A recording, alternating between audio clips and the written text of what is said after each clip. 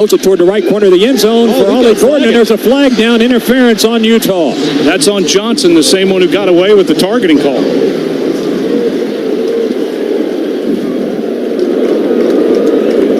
Pass interference, number 15, defense. That penalty will be enforced half the distance to the goal. We'll replay the try. So the ball will go to the 1.5-yard line. Let's go to Robert. Dare I say you run this? I would try it just to make a statement. Yeah, just to gain some confidence. It's not going to change what you do on the kickoff. Yeah, you got to get this 2 points, though, whatever it takes. Make it a 3-point game, because then you can kick a field goal and tie it.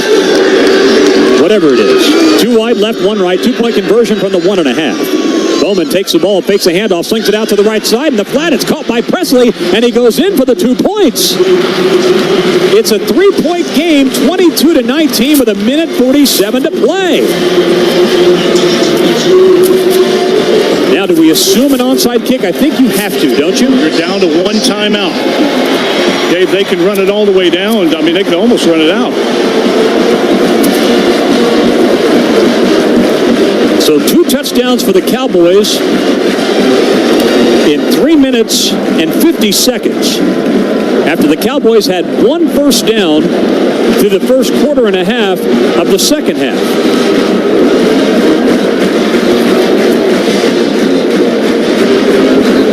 (22-19), Utah's lead is down to 3 with 1:47 to go. Cowboys have just 1 timeout.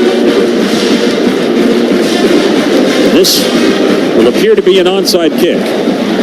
Logan Ward will take over as the kickoff man for the onside kick. Wes Paul has been doing the kicking off in ordinary circumstances. You need a lucky break. Onside kick coming up. Ward strikes it, and it bounces right to a Utah player who falls on it at the 46-yard line. Nate Ritchie fell on it. That ball just took a very moderate, friendly bounce, and pretty easy play. You just never know on those onside kicks how they're going to bounce. Let's go down to Robert. Now everything you ask your defenders to do has a tag to it. The tag is you've got to try and get the ball. So, obviously Utah is going to be in full ball protection. I wouldn't imagine they'll do anything chancy here, but God, it'd be nice to get a mid on a football and get it loose. The game clock to 1:47 seconds. Cowboys took it a second back. 47 seconds on the game clock. First and 10, Utah at its own 40, or rather at the Cowboy 46. Cowboys have the 1 timeout left, 1:47 to go. Utes lead 22-19 from the shotgun. Wilson takes the ball, hands it off. Bernard up the middle, hit. Drives the pile forward to the 43, picked up 3, it'll be 2nd and 7. Timeout Oklahoma State, 1:40 to play. And final charge, timeout of the half. This will be a 1-minute timeout.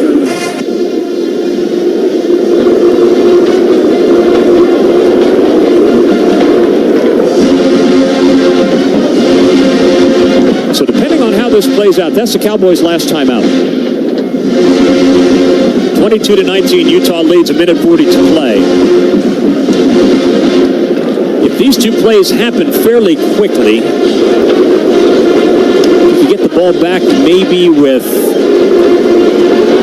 10 to 15 seconds left, maybe? Yeah, at best, because Dave, they're going to run it.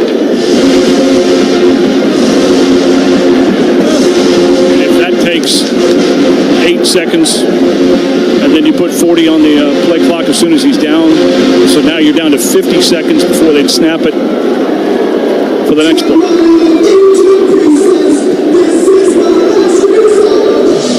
Be in a Hail Mary situation for sure. Yeah.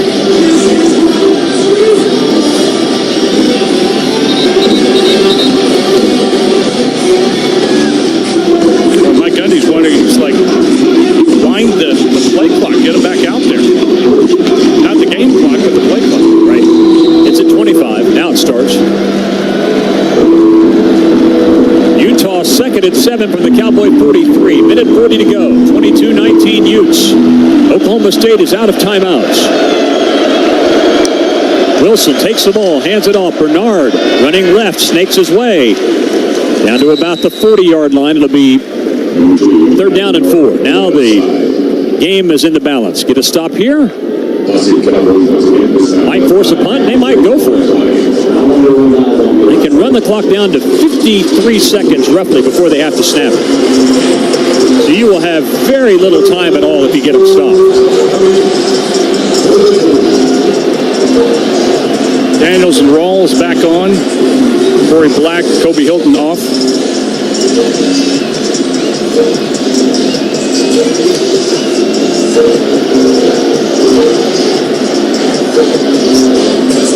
They're going to take the delay, or they called timeout. 53 seconds left. That's called their first charge timeout of the second half. It's a good choice. 30 seconds in late. Let you burn off another extra second or two. Join us every Saturday morning with Dion Amati, Clint Shelf, and Adam Hildebrand for the Cowboy Football pregame show at Stone Wolf Casino.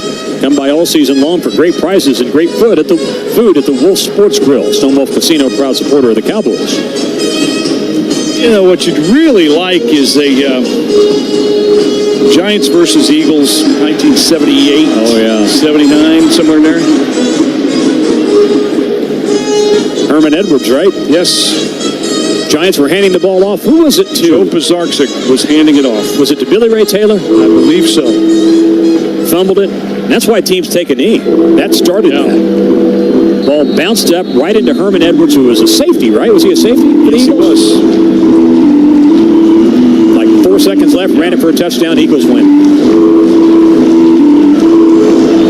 So 3rd down and about 3 for Utah at the Cowboy 39. 53 seconds to play. Cowboys are out of timeouts. You have to get a stop here to even get the ball back with a few seconds left.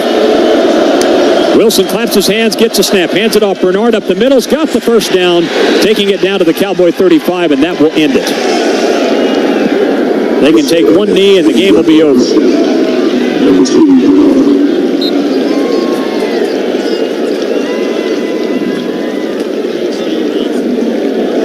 So one more snap for the Utes, and the game will be over.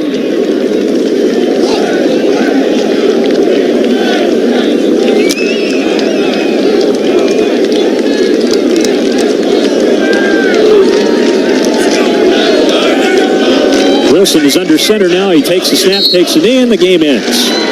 Utah wins at 22-19 over Oklahoma State. Postgame is coming up. As the Cowboys suffer their first loss of the season here to the Utah Utes, 22-19. This is Cowboy football from Learfield. Oklahoma State football is in full swing, and Stone Wolf Casino of yards. Marcus Major with the 1 carry. Otherwise, it's been 4 passes here. And Minnesota with 1 man in the backfield. That is Major. 2 receivers right, including the tight end. 2 receivers left. That's the wide side of the field on 3rd and 5. Rosemar on a straight drop. Blitz comes. He wants to go deep to Jackson near sideline, and the ball sails out of bounds. Good defense there. Lee angled him out, and the ball never had a shot to be caught. I think had that ball been in the field of play, it was either going to be interference or a catch, but the ball sailed wildly into the sideline area about 40 yards downfield, and it will be a first punt of the day for Minnesota. And Mark Crawford averaging 44.7 yards a kick. He stands at his own 28, and Caden Weegan, he will stand at his own 13. Now, he dropped one last week but recovered it. In the opener, he returned one for a touchdown that was called back. Crawford, a high end-over-end kick, not a long kick, and room here for Weegan at the 18. Wants to get across the field, finds a little bit of a seam across the 20 to the 25. About a 6-yard return and a 32-yard punt. Make it a 40-yard punt, and we'll call it officially an 8-yard return. Iowa 1st and 10 after they force the Minnesota punt. Zaquan Bryant on the stop for Minnesota. We will keep it here, no break after this first punt. 11:55 to go in this first quarter, and it is no score. Compeer Financial is a farm credit cooperative providing financial solutions and expert guidance tailored to the unique needs of farmers and rural homebuyers. With a mission to enhance agriculture in rural America, Compeer Financial is proud to support Celebrate Ag and Food Day alongside the Minnesota Golden Gophers. It's Darius Green and Coleman Bryson getting the start at safety. Caleb Johnson is the running back. McNamara on play action. Rolling right, throws underneath, caught by the tight end, Lachey. And he's got yardage across the 30 to the 32. Danny Strigo and Cody Lindenberg combined on the stop. A gain of 6. It'll be 2nd and 4. The tackle made right at the Minnesota sideline. So no Gooseby and no Wally. So that means Bryan and Robinson are the starting corners. Maverick Baranowski, one of the linebackers. Lindenberg, the other. Henderson starting at the nickel. It's 2nd and 4. Under center is Cade McNamara. His 2nd year at Iowa. He started his career at Michigan. Handoff to the big running back Johnson, and as he has stood up right at the point of attack, Maverick Baranowski, the first man there, and it will bring up a 3rd. They lost a half yard. It'll bring up 3rd, and we'll call it a full 4. Nice job by the Gopher defense. Sold out on that first play. Did a nice job of picking up Lachey on the shallow cross in there. Tackling Johnson, averaging over 7 yards per carry. Loses 1 there, forcing a nice 3rd down and long situation for the Hawkeyes here, Mike. What a setting here. The gold sun, the golden hour here, just past 6:30. From the west, coming into the open end on the west. Maroon out, and timeout, Iowa. Timeout, Iowa. First charge timeout at the half. Media timeout. So we will take the break as well. M Health Fairview Pediatrics. Comprehensive, compassionate care created just for kids, because the most important people in your world are their whole world. Learn more at mhealthfairviewpeds.org. We'll take a break. Minnesota and Iowa scoreless. Iowa has a 3rd and 4 when we come back. First quarter. This is Golden Gopher football from Learfield. How much can you save when you shop Cub? Let's just say you might need a bigger cart. We've lowered prices so you save more. On Essential every day, it's easy to see the savings. Across the aisles, from pantry products to frozen foods to delicious dairy and more. Your family will love it, guaranteed, or your money back. Shop Cub and save today. My Cub, my way. See store for details.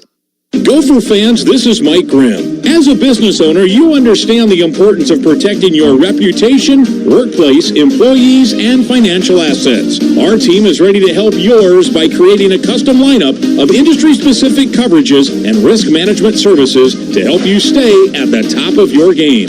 Contact your local Federated representative for more information. Federated Insurance. It's our business to protect yours. Proud sponsor of Golden Gopher Athletics. Today's Celebrate Ag and Food Day game is presented by Bex, CHS, Compeer Financial, and Undeniably Dairy. This is Gopher football from Learfield. Everlight Solar is the premier home solar company in the Midwest and a proud sponsor of Minnesota Gopher Athletics. We make going solar simple and affordable with $0 down. To learn more about solar for your home or see our employment opportunities, visit everlightsolar.com.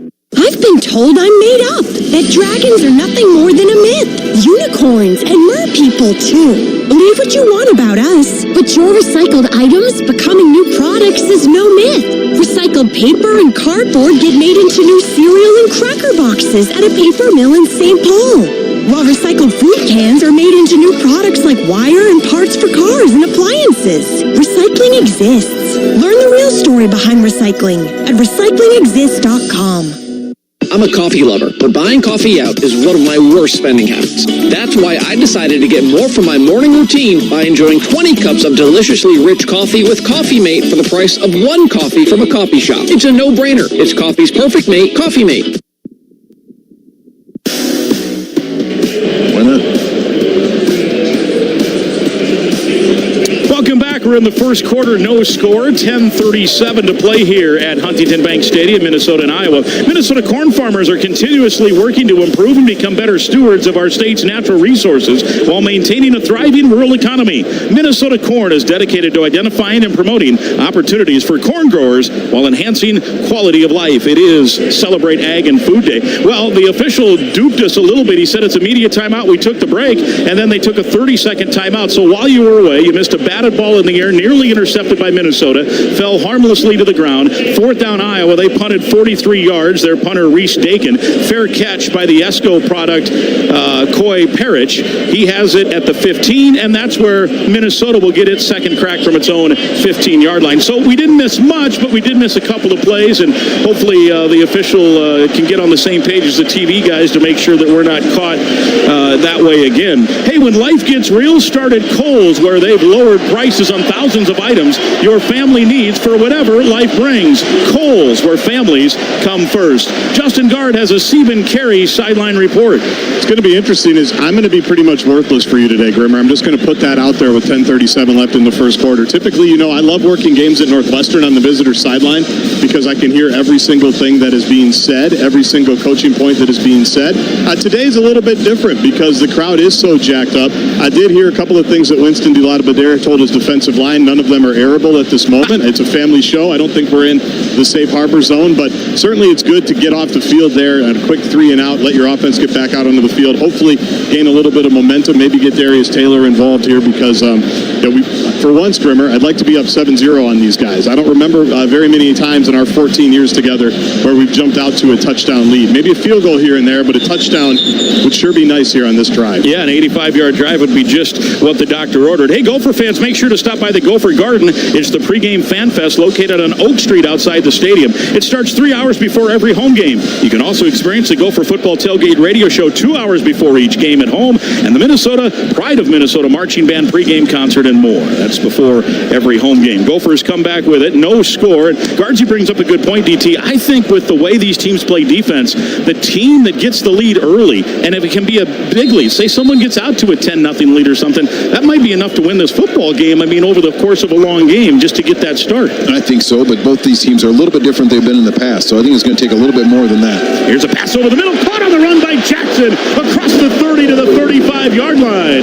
And a great play there, a 20-yard pass play. Minnesota hooking up Brosmer to our guy, Daniel Jackson. Dropping it on a dime, Mike. That was a tremendous throw right down the seam. Nice catch in traffic. He's now 2 yards short of 1,000 in his career. 2,000 in his career, I should say. Brosmer wants to throw again. Pressure comes, and it's intercepted. Threw it over the middle, and right there is Jay Higgins, his second interception of the year, and that is the mistake the Gophers didn't need. Taylor wasn't aware the ball was on the way. It was behind him. He just kept running, and Johnny on the spot was the linebacker, Higgins.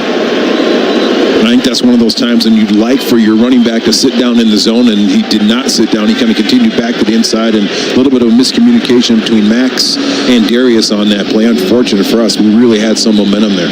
Second interception of the season for Brosmer. Remember, his first was last week. Really wasn't on him. The receiver, almost like this. The receiver just wasn't watching when the ball came.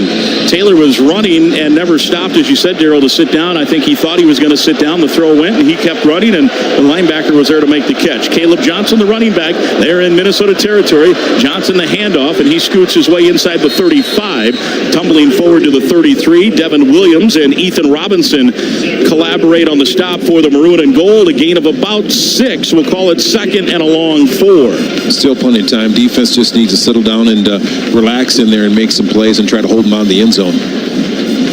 Well, the Gophers and Justin Gard go from hoping for a 7-0 lead to hoping they can keep it 0-0 here, or at minimum 3-0. They, like Minnesota, with a strong-legged kicker, and they're approaching field goal range already. Here comes a blitz. McNamara wings it. It's caught, and out with the football is Jacob Gill, their leading receiver, the transfer from Northwestern, and that's a first down to the 25. He's an interesting story out of Raleigh, North Carolina. 3 years at Northwestern, Darryl, and he had 195 yards and 16 catches in 3 years. In 3 games at Iowa, 12 catches and 137 yards. Well, sounds like the right thing for him to do is become a Hawkeye, not a Wildcat. 1st and 10, and he commented this week, all you need is an opportunity and then take advantage of it. Here's a toss sweep to the running back Johnson, and he is hit right at the point of attack and falls forward. Strigo brings him down after a gain of about 1 to the 24. It'll be 2nd and 9. No score. We're in the first. 8:45 and counting.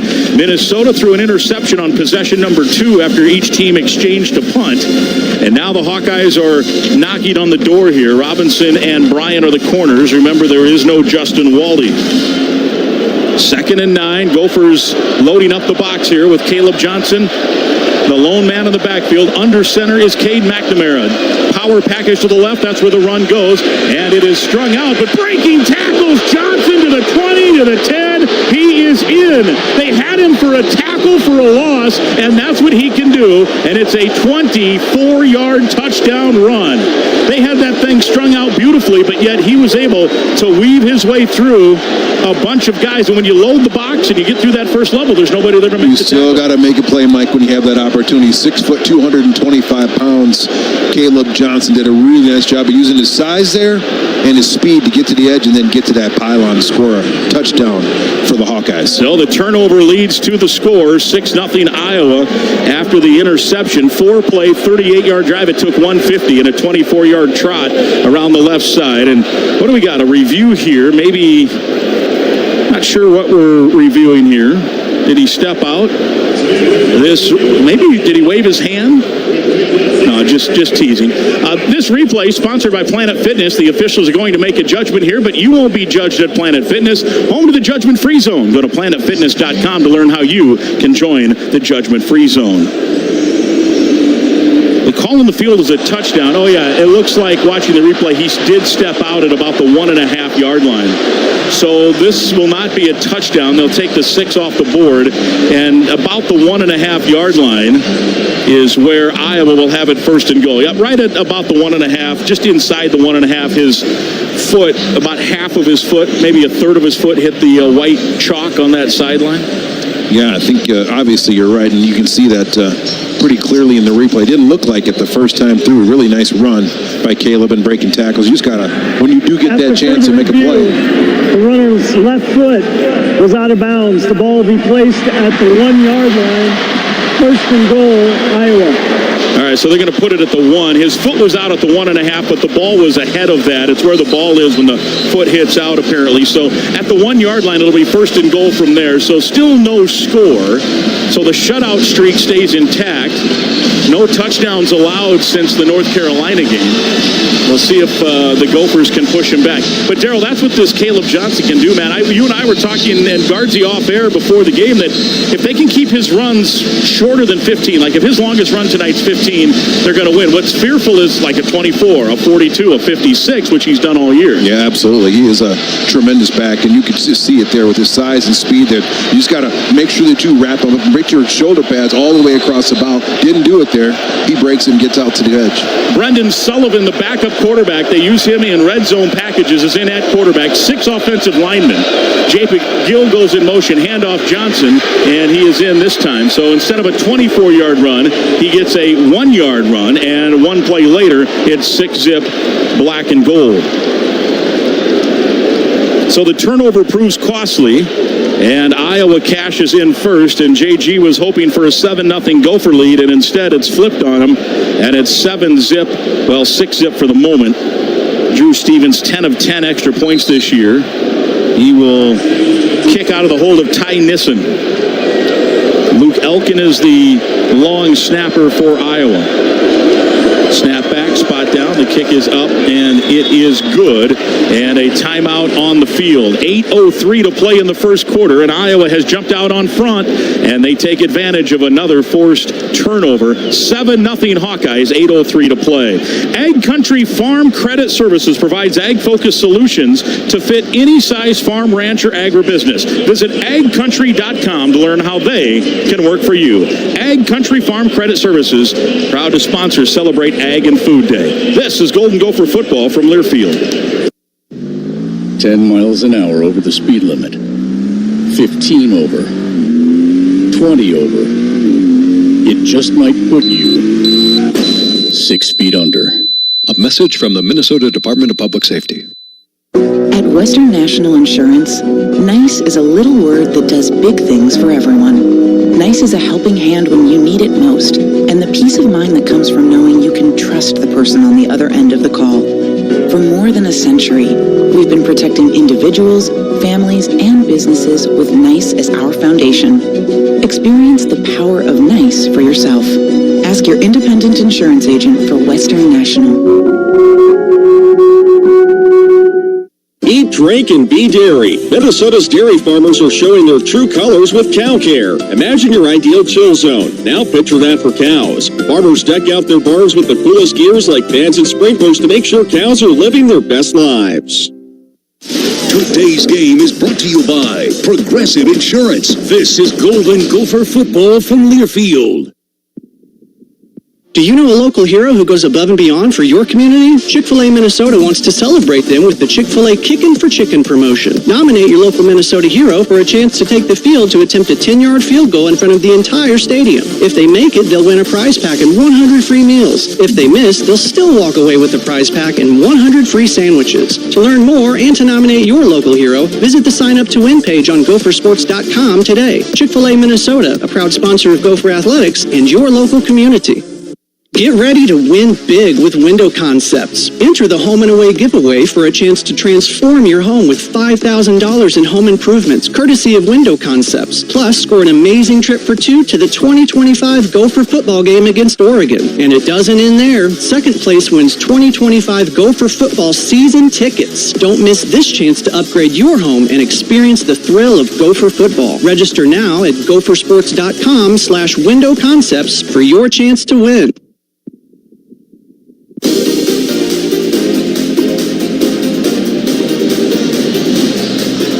In a hurry? Don't worry. Cub delivers. Get fresh meat, produce, everyday essentials, and more delivered to your door. Cub, proud to support Gopher Athletics for over 20 years. Welcome back. 7-0 Iowa. 8:03 to go here in the first quarter.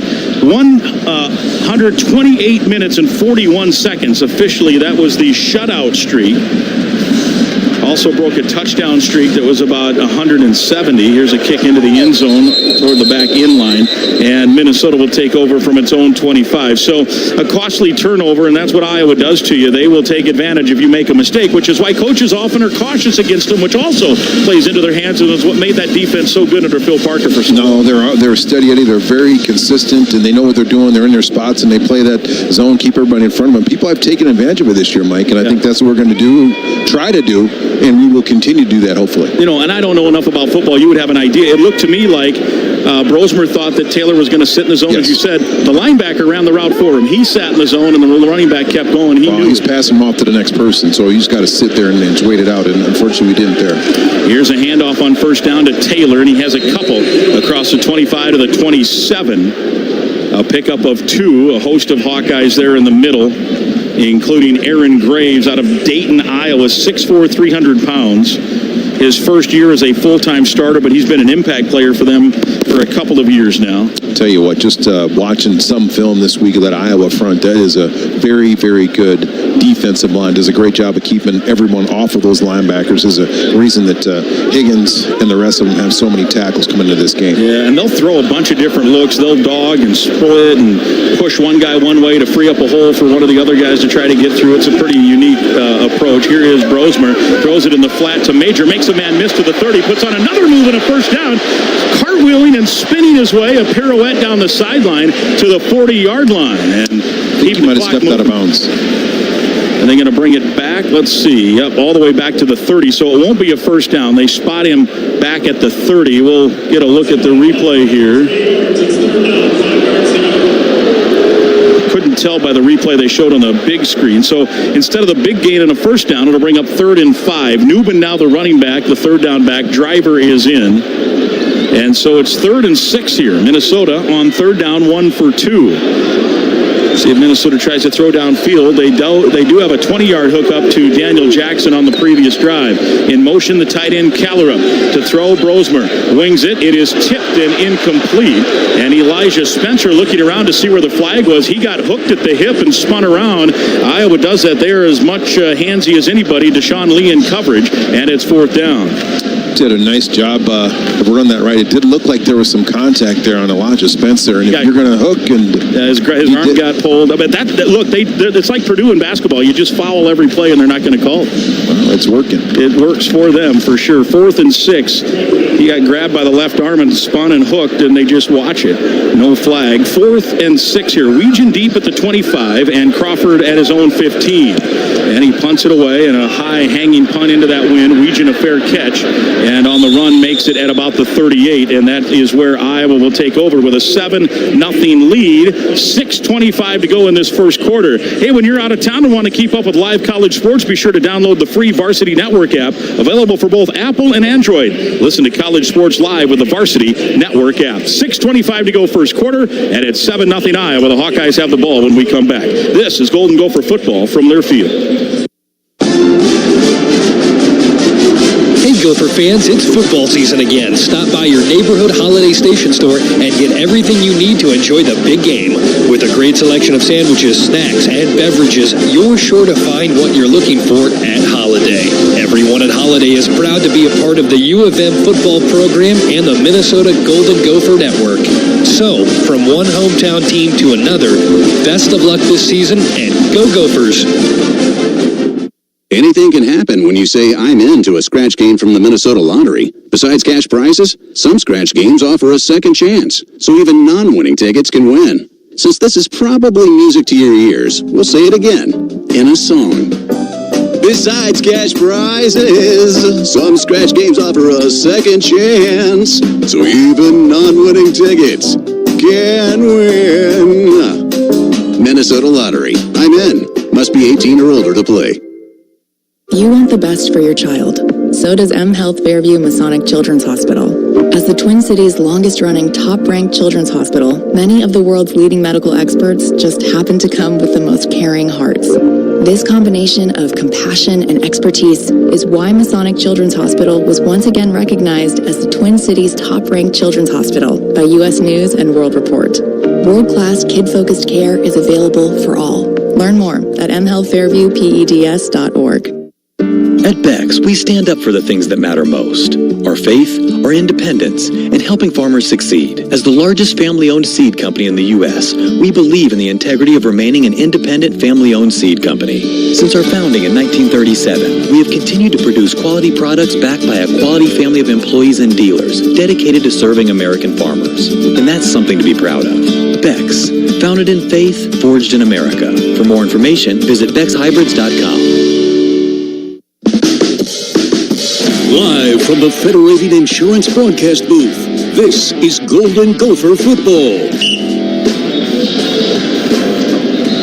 Life without dairy isn't sustainable, so we're making dairy more sustainable while providing exceptional cow care 24/7, 365. Minnesota Dairy, a proud sponsor of Celebrate Ag and Food Day. Welcome back from the Federated Insurance broadcast booth. Mike Grimm and Daryl Thompson with you, and it's 7-0 Iowa after the punt of 34 yards, no return. So not a great punt. The wind is starting to whip up a little bit. It clearly had an impact on that punt, and it's first down Iowa with the lead at the 36-yard line of the Hawkeyes. Darius Green and Kerry Brown now the safeties, and a four-man front. Jack Henderson is the nickelback. Under center McNamara, and he gives to Caden Johnson, and he is stacked up near the line of scrimmage. Maybe a gain of a couple as he is stood up by Ethan Robinson in run support, the first man there, and a good job by him. Ethan Robinson doing a tremendous job at run support. When you have a back like the back that they have here in Caleb Johnson, you got to get up there early and make sure he doesn't get into the secondary, because he did what he did on that last drive, able to pick up big positive yards. So just 2 yards on first down, we'll take that. Yep, he had the touchdown. He has 7 touchdowns, by the way, on the season. Minnesota, again, with an extra guy in the box, and it's play action for Iowa, and they throw it out near side, caught by Johnson, but right there is Jack Henderson, and no gain. Henderson hit him, and then Baranowski also came in to knock him down. Great coverage, and that's a Securian great coverage moment, sponsored by Securian Financial Insurance and Retirement. Coverage on a confident financial future. 3rd and 8 for Iowa here. The Hawkeyes on third down are 0 for 1 tonight. And Jack Henderson does a great job in that kind of hybrid between outside linebacker, strong safety spot, hovering backs out of the backfield and tight ends. Nice job of bringing down Caleb Johnson there on the perimeter. Jazian Patterson now the running back, the sophomore out of Florida. Flank to the left, that's the wide side with 2 receivers that way. Out of the pistol set is McNamara. On a straight drop, the blitz comes. He fires over the middle, and it's incomplete. Bouncing too high, as the intended target over there was Caleb Brown, the Ohio State transfer, and he was a little late looking for the football as well, and the Hawkeyes will have to punt. Yeah, sometimes that happens a little bit. The quarterback throws that ball a little bit late to coming out, but that ball was actually just high. If he puts that ball in the numbers, he's got his receiver has an opportunity to catch that. If it's about a foot higher, Kerry Brown has his third interception in as many weeks. He was playing deep center field there. Reese Dakin, the Australian, with his second punt tonight, stands at his own 24, and the kick is away, and he kind of shanked it off the side of his foot. They're waving everybody away, and it bounces high. Oh, and somehow stayed in bounds and took another 6 or 8 yard bounce in the Hawkeyes' favor. It was played perfectly, but it was angling out, and then when it hit, it straightened up. And at the 16-yard line, Minnesota will take over after a 46-yard punt. Went probably about 36 or 7 yards in the air and took a favorable Iowa roll. So now Minnesota's got to respond here. DT down 7-0. They have an opportunity. They absolutely need to respond, and I believe that we will. Offensive line has been doing a much better job of protecting Max so far today. So hopefully with that and combination of Darius Taylor getting a few more carries, we'll be able to put some points on the board. Double running backs. One guy is split wide to the right. That is Taylor. To throw, Brosmer. Pump fake. Now he has to flush from the pocket. Rolling left. Tucks the ball, and he gets back to the line of scrimmage. Maybe got a yard. The pressure coming from Jeremiah Pittman. Palatine, Illinois. Reserve defensive tackle. He is playing a lot, though. They rotate guys regularly up front. And it will be 2nd down and 9.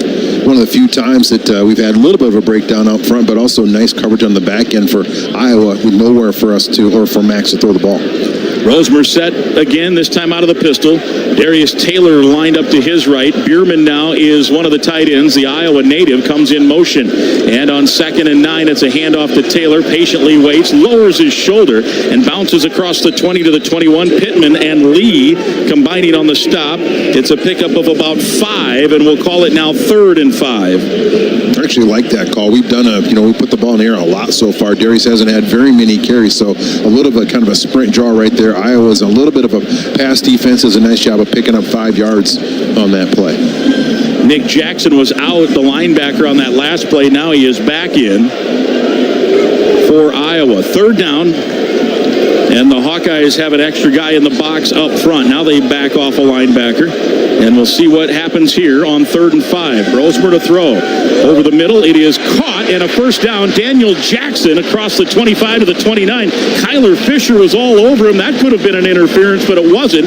And it will be 1st down Minnesota, and that puts Daniel Jackson now to over 2,000 career rushing yards with that snag, and it's a 1st down. And he made it while he was being draped on by the Iowa linebacker Fisher. Yeah, great concentration there by Jackson, because Fisher, you're right, Mike, was draped on him on that play. And we're approaching the 3-minute mark here of this first quarter. 7-0 Iowa.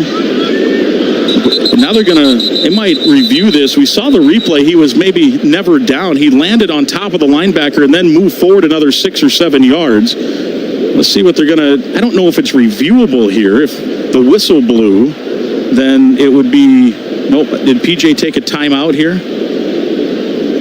Oh, they're going to bring the review out. Let's listen here. The previous play is under further review as to whether the runner was down. So, if the whistle didn't blow, then certainly they can give him the extra yards. But if they ruled him down, I'm surprised the whistle did not blow. The officials are going to make a judgment here, but you won't be judged at Planet Fitness, home to the Judgment Free Zone. Go to planetfitness.com to learn how you can join the Judgment Free Zone. So we're getting to see he landed on top of Fisher, but did that shin drag maybe? I think he's down. It looks like the shin dragged enough. Yeah, the shin drag. So he's going to be down either way, so they don't have to worry about it. I think they've got the correct spot, and I think they made the correct call live and in play, other than not throwing the flag again as a guy. After further review, the runner's knee was down at the 29-yard line. Result of the play is 1st and 10, Minnesota. 29? Oh, so that's what they did. They didn't rule him down. They gave him the extra yards. Is that what it is? They're going to move it back 3 yards. So that's how it happened. We got to give you an affiliate salute. It's presented by Minnesota Corn. Using university research and advances in technology, Minnesota's corn farmers are driving towards sustainability while considering people, planet, and profit. Learn more at mncorn.org. 10 seconds on the Gopher Radio Network.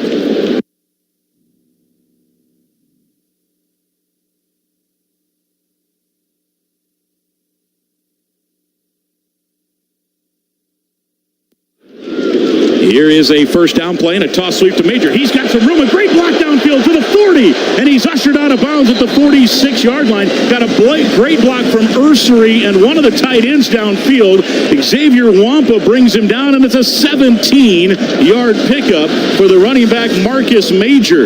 Really like Marcus's patience early in that run, allowing his blocks above. Then he just shows his speed and does a very, very nice job of finishing off his runs at the end when he's carrying the ball. Gophers get to this midfield area. Remember a year ago, this is where Minnesota really struggled to extend drives, and so far this year they've been much better. Taylor, the running back, by himself in the backfield, play action, and Brosmer waiting to throw, and he safeties it out, and he just fires it away over the head of Taylor. Fisher covering over there, and a good job. And again, the Hawkeyes just are always, they got everybody covered, don't they? I mean, it is amazing how they stay assignment sound. Yeah, they're assignment sound and focused, but still, there was an opportunity. It looked like Daniel Jackson came open really late at the end of that play, but, Max also does a good job of not eating the ball. You really don't want to take those sacks. Max had 1, 2, 3, they're not open. You throw the ball out of bounds. Yeah, don't want to take a lot of sacks against these guys. 2nd and 10 now from their own 48-yard line, 47-yard line. And this on second down is a handoff to Taylor, and he runs right into Jackson. And a gain of maybe a yard, maybe 2. Darius Taylor now, career-wise, is just 4 yards shy of 1,000, and it'll bring up another third down. Tight end Gears comes out. Receiver Driver goes in on a 3rd and 7. Minnesota 2 of 4 on third down. Brosmer now 6 of 11 for 47 yards in the interception that eventually led to the Iowa touchdown. We're 7-0 Iowa, 1:40 to go first quarter. Taylor split wide left now in a 5-receiver set and an empty backfield other than the quarterback Brosmer. And there a Hawkeye jumps. Somebody jumped in. That's Brian Allen, the sophomore from Lake in the Hills, Illinois. Of course, Iowa thinks it's on us. We'll see. Yeah, so that's you're right. It's going to be on Minnesota. Offense number 75. 5-yard penalty. 3rd down. So Tyler Cooper, now he went back, but it was after Allen jumped, and I think the Gophers would argue that was a reaction, but I think it's probably the right call, DT. I think so too. I think Tyler did move a little bit. Crowd just saw the replay. They're booing a little bit. Yeah, I think it's a false start watching it again. He just leaned back enough. Yeah. So it's now 3rd and 12. Taylor again is wide right. Jackson in the backfield. Now he goes wide right. Again, an empty backfield and a 5-receiver set. Let's see if Minnesota protection can hold up here for Brosmer. He's flushed, rolling, and he just throws it away, and it'll be 4th down. And that drive, again, they got to midfield, and it just short-circuited. Just can't have those self-inflicted wounds, Mike. That movement by Tyler puts you back in that 3rd down and 12 situation. That's ideal for that Iowa defense, especially going into the wind like this. It's going to give Iowa a nice field position. Yep, and you heard PJ Fleck in the pregame that if Iowa gets going, they can suffocate you, and you got to hope that you can get out of the boa constrictor here for a minute.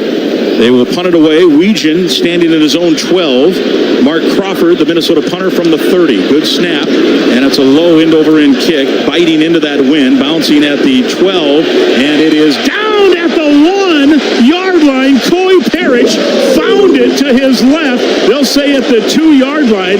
He was very athletic to make the play, and if those that are watching and listening at the same time, he was in the end zone, but in college football, that is fine. Absolutely. Very nice play by Coy. And a lot of times, those guys that return punts, even better at covering punts. They just have that sense of awareness and use of the flight of the ball. Yeah, what awareness. That was a great term for it. He hit it at the 1, bounced it back, possession at the 2, a 54-yard punt, no return. And with 55 seconds to play in the quarter,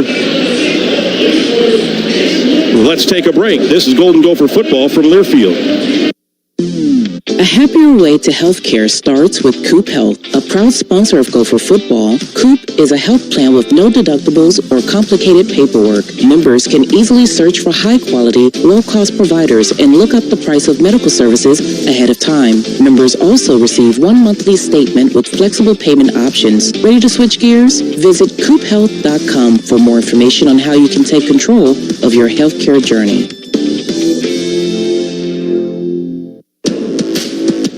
Preparation is the key to success on game day. And like your favorite Gophers on the field, you need to be ready right from the opening kickoff. Cenex has your pregame routine covered. We've got your salty snacks, your sweet treats, ice-cold beverages to wash them down, and fresh tanks of propane to fire up the grill. You'll hear fandom at your local Cenex station. Gopher Pride. Powered locally. Today's Celebrate Ag and Food Day game is presented by Beck's, CHS, Compeer Financial, and Undeniably Dairy. This is Gopher Football from Learfield. You're free now. Free to fill your feed with impossibly chunky chunkers who chunk harder than you ever thought possible. Cats, corgis, babies, baby penguins, baby pandas, chunky baby pandas. Free to make your smart devices do silly things. Free to open a world of remote work and a portal into Gametopia. Who's the boss now? Free to be everything you imagine, and then some. That's how it feels to have Quantum Fiber Internet. Quantum Fiber, your world unleashed. Learn more at quantumfiber.com. Limited availability, service in select locations only. TimberTech and TimberTech.com not only are the best in the business, but the decks they develop and the decks they build are the highest of quality. In fact, you will endure a lifetime of happiness with that deck with TimberTech. So ask for TimberTech when putting together your next project, and that also can include porches. TimberTech.com is where you find the free samples. Once again, start at TimberTech.com.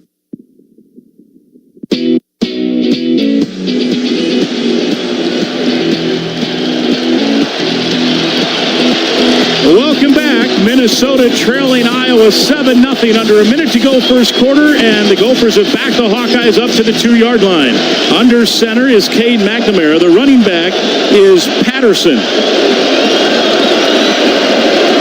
Spinning the handoff to Patterson, and he bounces off of one man and spins forward to about the 4, a gain of 2.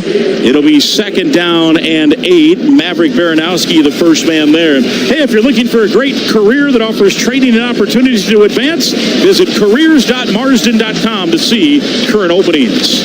Likely a running play here, which means this is likely upcoming going to be the final play of this first quarter. 2nd and 8 from the 4. Patterson stays in. He's in the end zone, standing on the gold M in that maroon print, or in that maroon background. Under center, McNamara.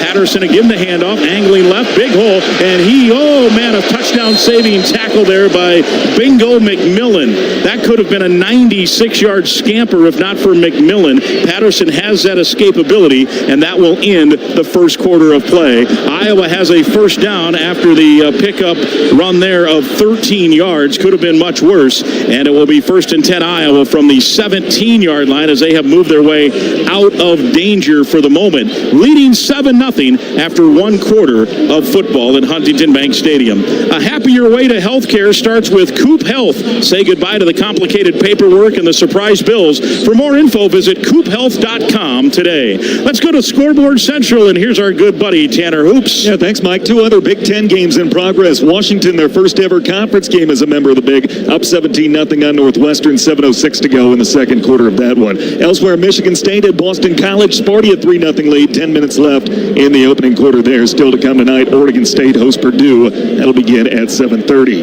The Big Ten got going last night with an overtime victory for Illinois. The 24th ranked Fighting Illini moved to 4-0. They knock off Nebraska 31-24. How about the game at the Big House today? Michigan led for most of it. USC took the lead late, but Michigan in the final minute did this. Redison close, Mullings deep. Orji takes the snap, handoff, Kalel Mullings running left into the end zone. Touchdown, Wolverines! With 37 seconds to go, Kalel Mullings converts, and the Wolverines are back on top. Talking about a big heart, a guy that will not be denied. And at 27-24 would be the final. Michigan gets the win at the Big House. We're there next week. Other Big Ten games that have gone final. Number 3, Ohio State, 49-14. They win over Marshall. Number 10, Penn State shuts out Kent State, 56-0. UCLA kept it close, but they fall to 16th ranked LSU, 34-17. That game got away late. Indiana, 52-14 winners over Charlotte. Maryland winners 38-20 against Villanova. Other notable games in the non-conference slate. Number 7, Missouri. They were tested today by Vanderbilt, but they win it in double overtime with this. High snap, good place. The kick is up, and it is good. And Missouri takes a 30-27 lead.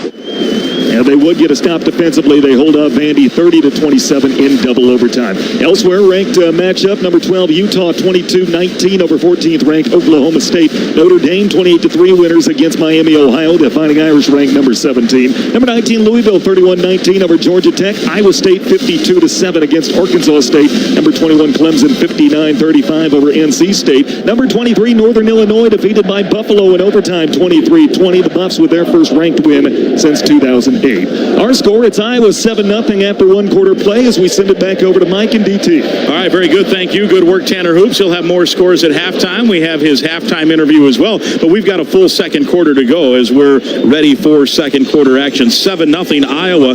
Minnesota was 79 first quarter yards. Iowa 61. Remember, the touchdown came after the interception, and it was a short field, and Caleb Johnson, that is, made the long run to the 1 yard line and then finished it off. Win big with Window Concepts. Enter now for a chance to snag $5,000 in home improvements and a trip for two to the 2025 Gopher football game at Oregon. Plus, second place scores 2025 Gopher football season tickets. Don't miss out. Register today at gophersports.com/window concepts. Mike Grimm and Daryl Thompson with you here in the Federated Insurance broadcast booth. JG on the sideline. You heard Tanner Hoops with our scoreboard update. Dan Robotham is our on-site engineer. Morgan Woods is our producer. David Leatherman is our spotter. Dan Riesig is our statistician. Troy Pearson is our program assistant. We thank Benson Callahan for his work in the pregame show as the engineer out at the stage. Ready to go here for second quarter football from Huntington Bank Stadium. Iowa 7-0. They've got the ball first and 10 from the 17, and thank goodness McMillan made that tackle of Patterson right before the quarter ended. In motion goes the receiver Vanderzee. He comes set left, wide side to the right. Now Vanderzee going back that way, and it's a toss sweep left to Johnson, and he takes a hard hit out there by Kerry Brown, but he did gain about 5, and that will bring up a 2nd and 5. Iowa using that motion to get that defense to move around just a little bit, and Johnson doesn't need much, and that Iowa offensive line does a very nice job allowing him to hit the seam and pick up 6 yards there for the Hawkeyes, getting him out of jail. So Iowa has moved from its own 2 now out to the 22, 2nd and 5, leading 7-0, 30 seconds into this second quarter. McNamara wants to throw. The blitz comes. The throw is caught by the tight end Lachey, and he is upended by Maverick Baranowski, shy of the first down by a yard. It'll bring up a 3rd and 1. The Hawkeyes on 3rd down 0 for 2, and they're going to hustle right up to the line of scrimmage. They do this a lot. Oftentimes this results in a quarterback sneak, but with Johnson, I wouldn't be surprised, and he does get it, and he is hit, breaks 1 tackle, and is close. I think he got the necessary yard, and they will move the sticks. He needed 1, and he got 2. Just hard to bring him down, and with that initial contact, especially when it's a safety at that with that 225 pounds and his strength and a full head of steam. Yeah, Darius Green hit him behind the line to gain, but Darius Green at 200, as you mentioned, taking on a 225-pounder who he does run a little upright, but boy, is he powerful. Well, he's powerful, and he's also got a full head of steam. First and 10, Hawkeyes from the 28. Here's Johnson again, hit by Jaw Joyner, but skips out of that tackle and spins forward for what is a gain of 1. Could have been a loss of 2 if Jaw was able to wrap him up, but again, he is powerful in the upper body. Smith and Baranowski end up on the stop. 2nd and 9 after the pickup of 1. 7-0 Iowa, 13-13 to play second quarter. This is a big down right here. We need to get them back behind. They've had a lot of advantage, Mike, so far. They've been picking up positive yards, always been manageable situations in 30 to get them in a longer 3rd down situation. Put a little bit more pressure on McNamara.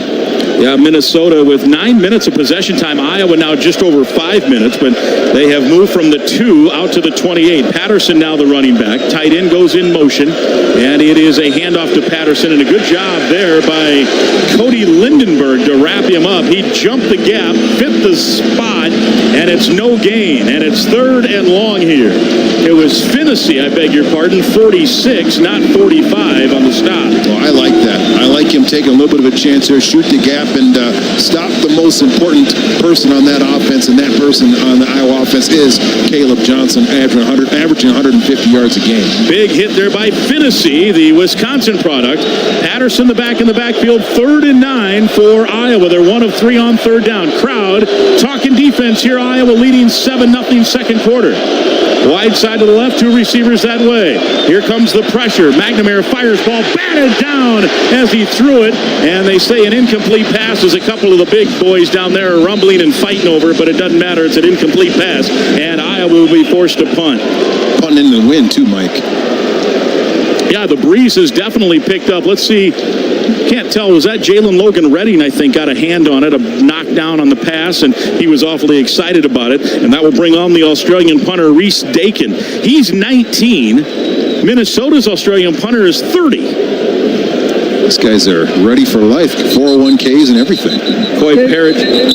Now they snapped it, but then the whistle. Clock operator, please reset the game to 12:02. 12:02. And that wind, JG, the wind has picked up. We can feel it even here in the broadcast booth. Yeah, and it's definitely coming right at the Iowa punter. You can see the flags to your left. The American flag is basically going straight back out. Prisoner of war flag, same bit. New Minnesota State flag, same bit. So probably the windiest it's been at Huntington Bank Stadium so far this season. Stephen Carey sideline report from JG. Coy Parrish is about 40 yards away from the punter. It's a high. Boy, does he spiral it into that wind.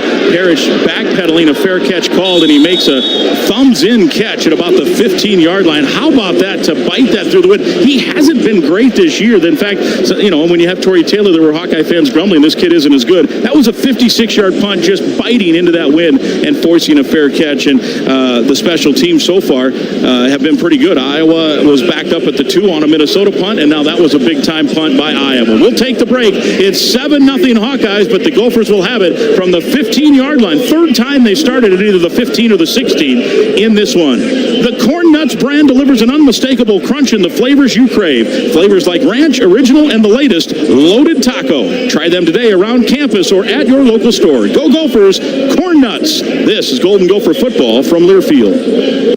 Slumberland Furniture is proud to team up with Gopher Athletics in support of Minnesotans in need. Reach Gopher football victory. Slumberland will donate 40 mattresses to area youth who do not have a bed to sleep on at night. Through their 40 Winks Foundation, Slumberland is committed to giving children a brighter future through healthy sleep and have donated over 45,000 beds since 1991. A proud Minnesota-based company since 1967, Slumberland is there to help with all your home furniture and decor needs. Slumberland Furniture, a proud sponsor of Gopher Athletics. United Healthcare is a proud presenting partner of the 2026 Special Olympics USA Games here in Minnesota. We believe every champion has a champion who believes in them, a supporter who cheers from the sidelines and stands right there with them when things get real. There for life's bumps and blocks and for the rebounds and rallies. We stand with our members every step of their journey of health, just as we stand with the Special Olympics athletes, families, and communities. United Healthcare, there for what matters. Today's game is brought to you by Barbasol Shaving Cream. This is Golden Gopher football from Learfield. Fall makes the perfect time to go for a road trip to Lake County, Minnesota. Make your game plan for a North Shore weekend to catch the vivid colors around Lake Superior, chase waterfalls, or explore the backcountry by foot, bike, or ATV. Fall doesn't last long, so just go for it. Visit lovinlakecounty.com for guides, maps, and inspiration. Lake County, USA, nature's rhythm, Sarah State. All right. Why should your business bank with North American Banking Company? Here's Austin Bartz of Bartz Lawn and Landscape and Bartz Snow Sculptures. I started banking with North American, I think, 3.5 years ago. All the people know me by name. I know them by name. It's fun to come into the bank and actually talk to somebody you know. So I made the switch and I'm very happy. It's the best bank I've ever been at. To learn more about North American Banking Company, go to nabankco.com. That's nabankco.com. Member FDIC, Equal Housing Lender.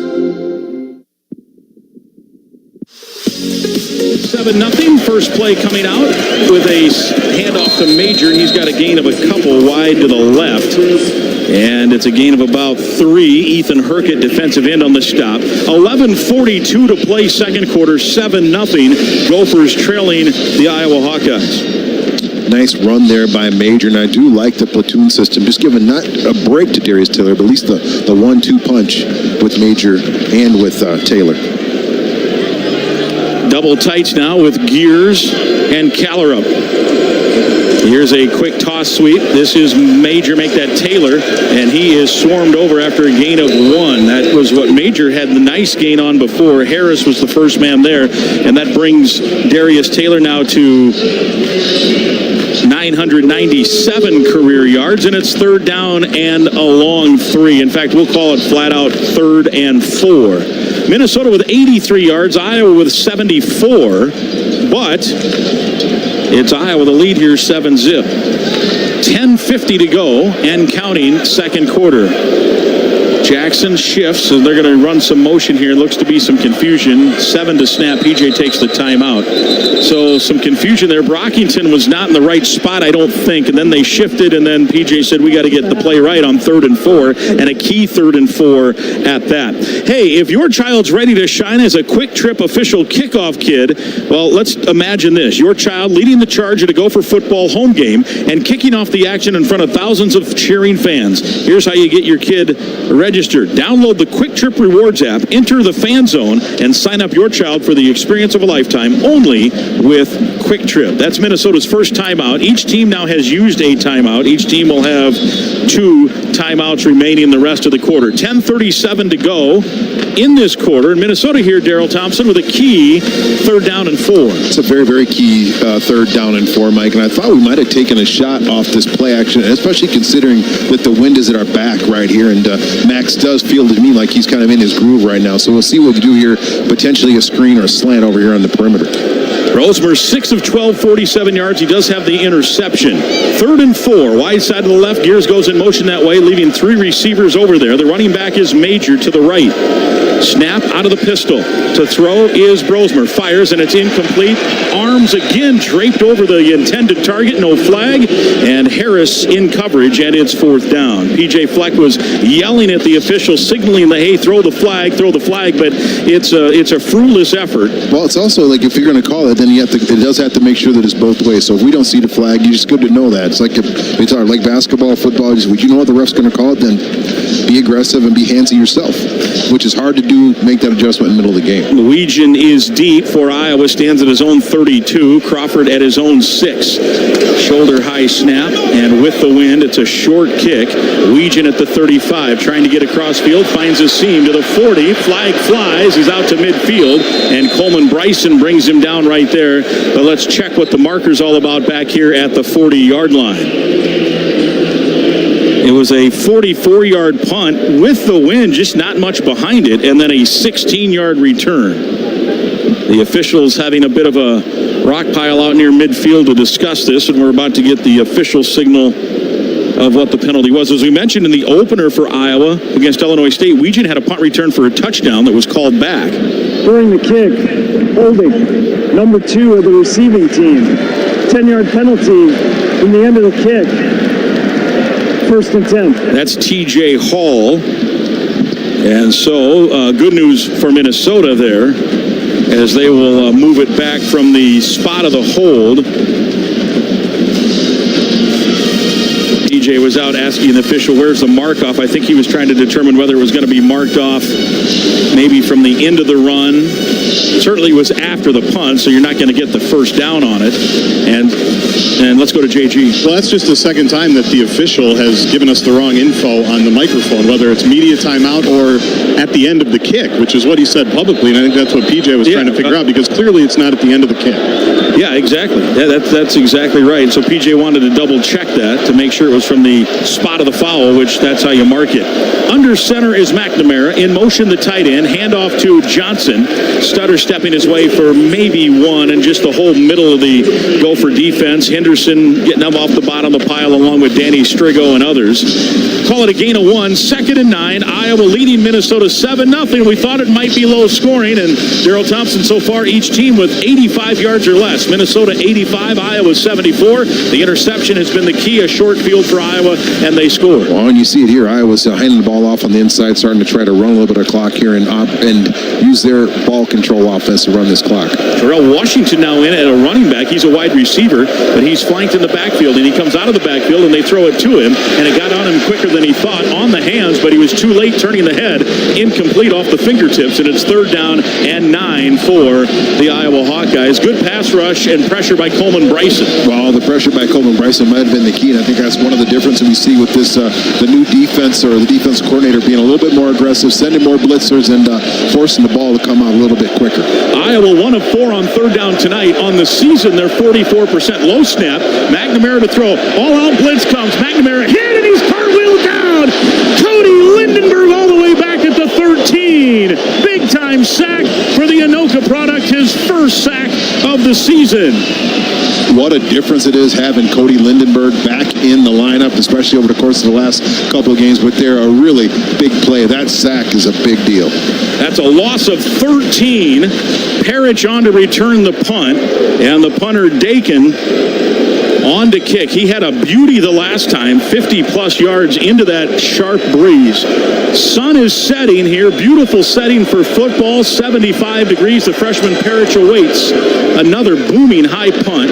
Parrish just standing at the 35. Late fair catch, and he bobbles the ball, and then he's run into, but there was a block involved there, so that will not be a penalty, and it's all good, and it's a 50-yard punt, a spiraling high punt, and from the 36-yard line is where Minnesota will take over when we come back. Minnesota soybean farmers are opening up the playbook this season to tackle PFAS by investing soy checkoff dollars in soy foam, a bio-based fire suppressant made from soy flour and zero forever chemicals. Learn more at mnsoybean.org. That's mnsoybean.org. Minnesota Soybean, proud sponsor of Gopher Athletics and Celebrate Ag and Food Day. Hawkeyes 7, Golden Gophers nothing. Gophers with the ball when we come back in the second. This is Golden Gopher football from Learfield. A smooth, close Barbasol shave in the morning lifts your confidence. That rich, creamy lather will catapult you to greatness. Nothing can stop you today. Well, except that traffic jam.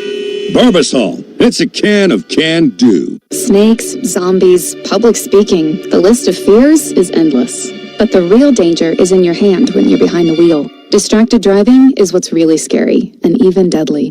Eyes forward, don't drive distracted. Brought to you by NHTSA and the Ad Council. Okay, I'm not usually one to exaggerate, but you need to drop everything and get to Kohl's, because they have so many ways to save right now. I just shopped their customer appreciation event, and not only did I get great deals on a bunch of fall styles, I also got 30% off because I'm a Kohl's card holder. Or if you're a rewards member, you get 20% off. Even non-members can save with 15% off. Plus, you can earn Kohl's cash too. So what are you waiting for? Hurry to Kohl's and thank me later. Offers end September 22nd. Some exclusions apply. See store or Kohl's.com for details. This truck season, think about all the things you can do in a Chevy truck. You'll be able to... Or you can even just... With impressive towing, functionality, and power, Chevy trucks have what you need to get things done. When you want to do it all, Chevy's got you. Click to learn more. Visit ChevyDealOnline.com. What does supporting rural communities look like? At Compeer Financial, we believe it starts with giving back. That's why we are here, with grants that invest in the communities we serve to help beginning farmers, fund agricultural education, support first responders, stimulate economic growth, and partner with causes that matter to our clients. Visit Compeer.com to learn more. Compeer Financial is an equal credit opportunity lender and provider. Copyright 2023, all rights reserved. Welcome back to the 12th annual Celebrate Ag and Food Day, presented by Bex, CHS, Compeer Financial, and Undeniably Dairy. Minnesota trailing Iowa 7-0, ready to go from its own 36-yard line. Beautiful punt. He was punting from the goal line, and all of a sudden Minnesota from its own 36, and that was into the wind. Gophers down 7 with the ball, 8:52 to go second. Play action. Rosemer to throw. Wings at far side. Caught. That's Daniel Jackson spinning forward across midfield. A pickup of 15, make it 16 on the play. Deshaun Lee in coverage, and a good job. And Jackson earlier went over 2,000 career yards, and he moves up the list a little bit more now. It's one one of the things I like about Max is his accuracy. Throwing that ball on the outside shoulder or on the perimeter is one of his better throws he makes. Keeps the receiver safe and picks up nice chunk yardage. We mentioned the last time Minnesota had it, they've started at the 15 or 16-yard line seemingly every drive. This 36-yard start is their best of the game, and now they're in Iowa territory. Now there's a jump, and everyone's pointing at the center. Did Greg Johnson move the football? He's done that twice this year. Aaron Graves jumped and then immediately pointed at the Hawkeye center. And let's see what the officials decide here. Iowa last week did not have a single penalty in the game against Troy. False start. They are going to call it number on 65. Iowa. 5-yard penalty. Still first down. And Rosemer clapping. Let's watch here. Crowd didn't like it. I think his right hand flinched just a little.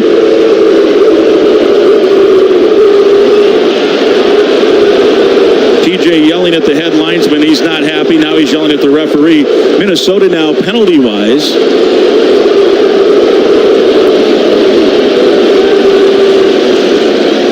2 for 10. Iowa just the one earlier on the hold on the punt return. 1st and 15, Gophers are back into Minnesota territory. Here's Brosmer again, wings it out. Again, it's Jackson, lost his footing and keeps then rolling forward, although I think they shorted him a yard. He's out to inside the 50 to the 45-yard line. He kept rolling, but he was not touched that I saw until a yard later. It doesn't matter. It'll be 2nd and 7 here. I think his bottom was on the ground there, Mike, so it didn't really matter. Or his elbow. Yeah, but you're not down until you're touched in the college game. Oh, no, you're right. Yeah, he was down. His backside was down. NFL, he would have been fine. Yeah. Gotcha, yes. That's what you're trying to tell me. 2nd and 7. Yeah, his backside hit. Line to gain the 38 on 2nd down. Brosmer pumps, releases, now throws on a cross. It's caught in traffic and a good grab. Paying the price for it was Jackson again. Fisher on the catch, or on the tackle, and Minnesota will move the sticks from the 38-yard line. Under 7 minutes to play, second quarter. Gophers on the march now. They trail at 7-0. Jackson now in program history has moved up into 6th place all-time receiving yards. So Daniel Jackson, one of the all-time best now in Gopher history out of Kansas City, Kansas. Marcus Major now the running back in, wide side to the left. Jackson with a couple of consecutive catches here, 3 on this drive, and it's 1st and 10. Bierman, the tight end, in motion. A little swing pass to Major. Good block, but not much. The Hawkeyes just converge. They have 5 helmets around the ball. They did get the right block, but everybody else was there, and it's a gain of 1. Deshaun Lee on the tackle. Well-designed play and even better designed defense. That Iowa Hawkeye defense does a great job of leverage and getting to the ball in swarms, not allowing the ball carrier to pick up any yards on that play. We'll see the Hawkeyes a couple of times doing susceptible this year to similar plays like that where they look like they're going underneath. I wonder if they're setting something up for later with that. Oh, absolutely. Absolutely.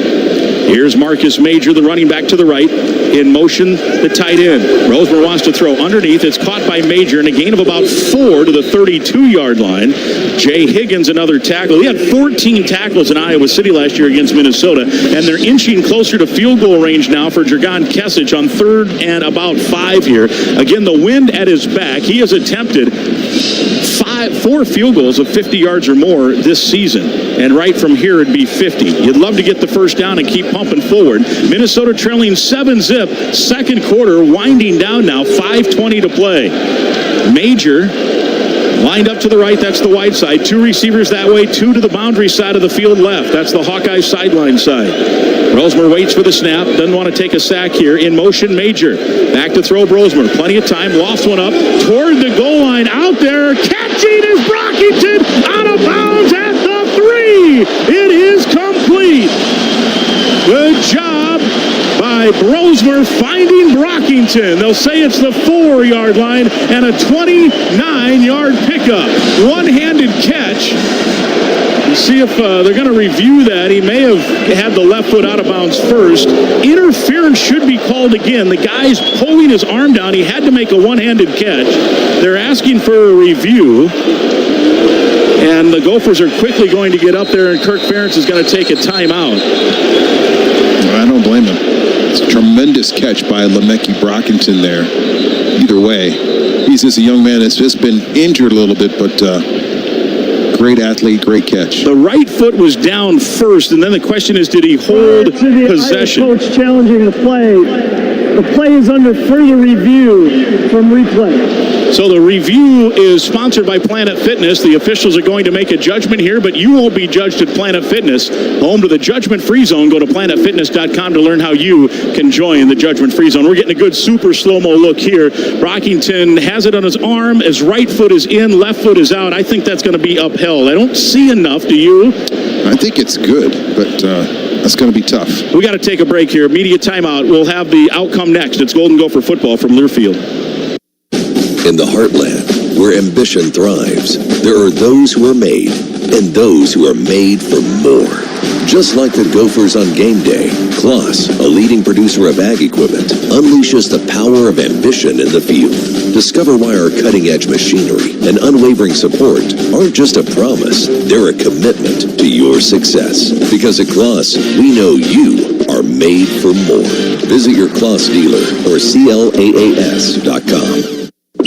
From coin flip to final whistle, show your die-hard passion for the Golden Gophers all season long with your favorite maroon and gold gear from Shields. Bring your best this year, whether you're cheering from the stadium or from your living room, with your favorite jerseys, hats, collectibles, and Gopher-branded gear from the Shields Fan Shop. Visit your local Shields or Shields.com, and let's cheer on the Gophers. Shields, proud sponsor of Gopher Athletics and football fans everywhere. Today's Celebrate Ag and Food Day game is presented by Beck's, CHS, Compeer Financial, and Undeniably Dairy. This is Gopher football from Learfield. Gopher fans know it takes experience and toughness to win the big games. The same is true in a court of law. That's why you want the Know Your Rights personal injury lawyers at Siebing Carey on your team. Siebing Carey's award-winning attorneys and top-level staff have earned Minnesota's best law firm ranking from U.S. News every year since 2010. If you are hurt on the road, at work, or anywhere else, call Siebing Carey at 1-800-4-RIGHTS. That's 1-800-4-RIGHTS. Domino's Mix and Match menu has items for every occasion. Flaked on your friend's open mic night? Flaky bread twists and molten lava cakes should do the trick. Soccer team duty? Medium two-topping pizzas and stuffed cheesy bread are your best defense. Is it your dog's half birthday? Celebrate his biggish day with savory sandwiches and tender specialty chicken. Mix and match 2 or more items for $6.99 each at Domino's. Ask for this offer. 2-item minimum. Prices, participation, delivery area, and charges may vary. Bone and wings, bread bowl pasta, and pan pizza will cost extra. Local stores have delivery fees and can charge extra for some menu items.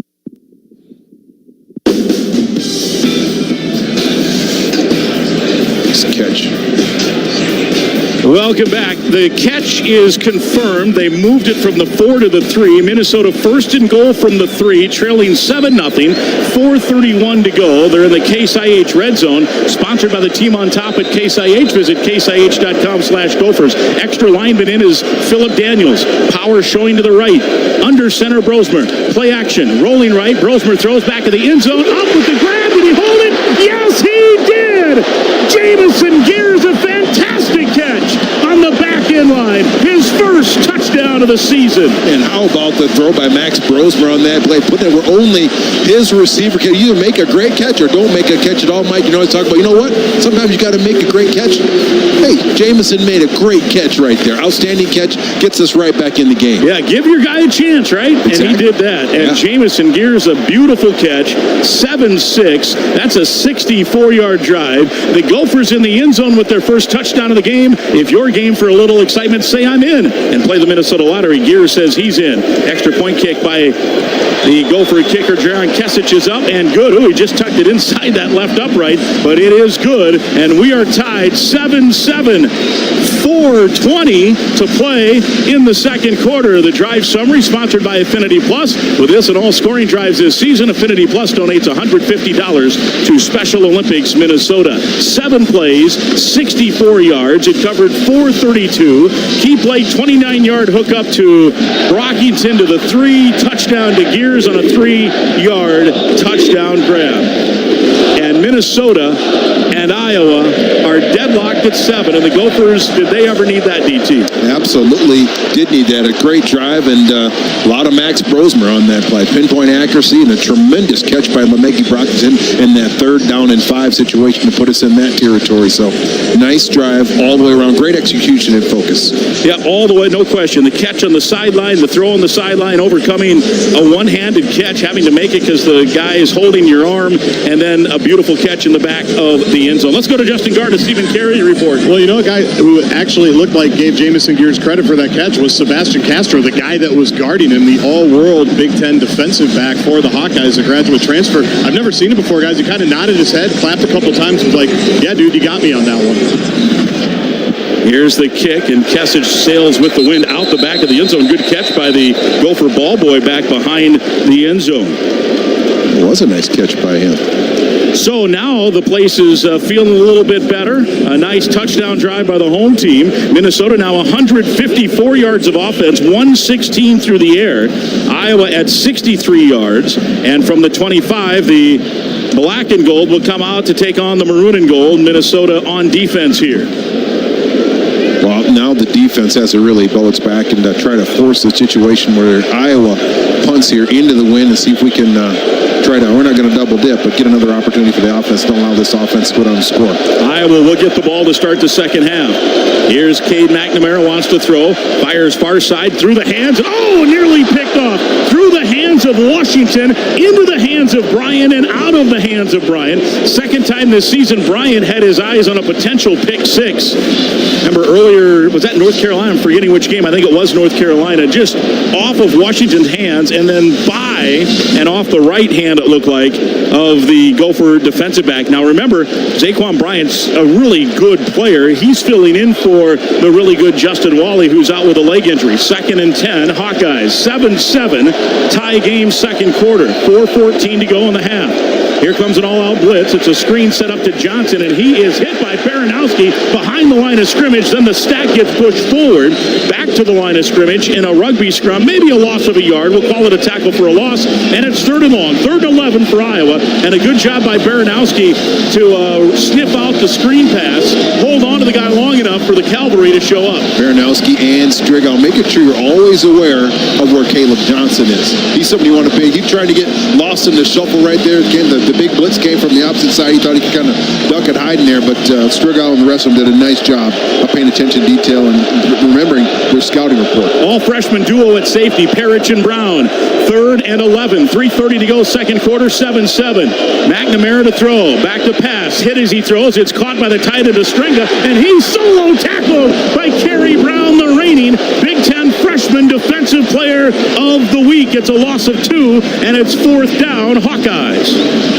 Great play out on the perimeter. Lachey, potentially in a pro tight end, gets that ball on the perimeter. Certainly Iowa's open. He can make that first person miss and pick up that first down. They cleared out everyone else. Everyone else ran deep. Ran Lachey on that little kind of shallow flat route, and he can beat one person. He picks up that first down. Great play by Brown. 4th 3 and out. How about 2 freshmen at safety there? Here's the freshman punter Dakin, another high catch, another fair catch here. And Esco's Coy Parrish at the 32. And in a tie game, 7-7, Minnesota will take over there after a 45-yard punt. We will keep it here as well. It's true. Truestone Financial is a proud sponsor of Gopher Athletics. Truestone offers a full menu of exceptional financial services, and they're in your neighborhood. Learn more at truestone.org.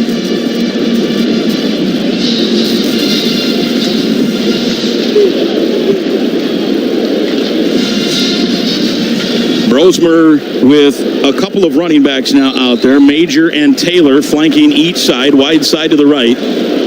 Minnesota here, back-to-back drives with good field position, a second straight time at the 36.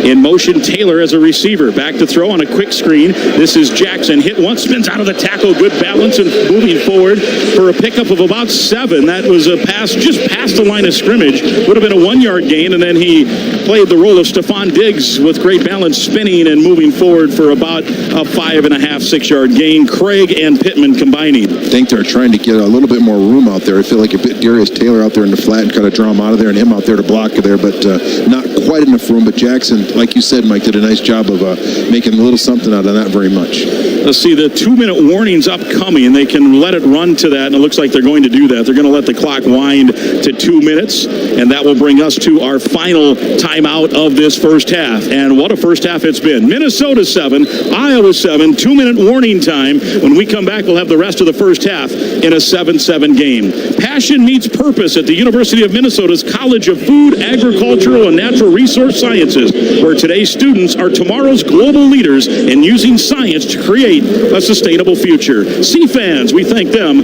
for their support of Celebrate Ag and Food Day. Minnesota 7, Iowa 7, second quarter, 2 minutes to play. Gophers will have the ball when we come back, and it's Golden Gopher football from Learfield.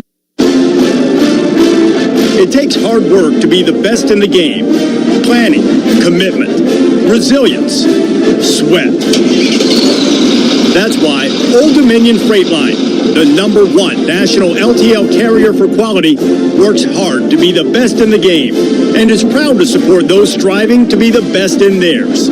Old Dominion Freight Line, official freight carrier of Minnesota Athletics, helping the world keep promises. Minnesota soybean farmers are opening the playbook this season to tackle harmful PFAS chemicals by investing soy checkoff dollars into soy foam, a bio-phased fire suppressant made with soy flour and 0 PFAS chemicals or forever chemicals. We can't lose when farmers are protecting the environment and fire responders while also growing demand for soy. Learn how the soy checkoff protects Minnesotans' blind side and scores touchdowns for the economy by visiting mnsoybean.org. Today's game is brought to you by Progressive Insurance. This is Golden Gopher football from Learfield. That's you trying to fix the plumbing yourself to save a few bucks. Doing things yourself doesn't always end well. The same goes for insurance. That's why Auto Owners works with local independent agents who tailor coverage to meet your needs and offer discounts for life, home, car, and business insurance. Because sometimes you need a professional to get the job done right. That's simple human sense. Ask Nesbitt Agency in Minnetonka if Auto Owners make sense for you. This is Mike Grimm. Are you in need of high-quality concrete for your project? Look no further than AVR, your trusted concrete supplier. Whether it's a new driveway, a patio, or parking lot, AVR has you covered with iconic red and white trucks delivering top product across the entire metro area. Visit AVRconcrete.com. AVR, where promises are made and promises are delivered. AVR Concrete, a proud sponsor of Gopher Athletics.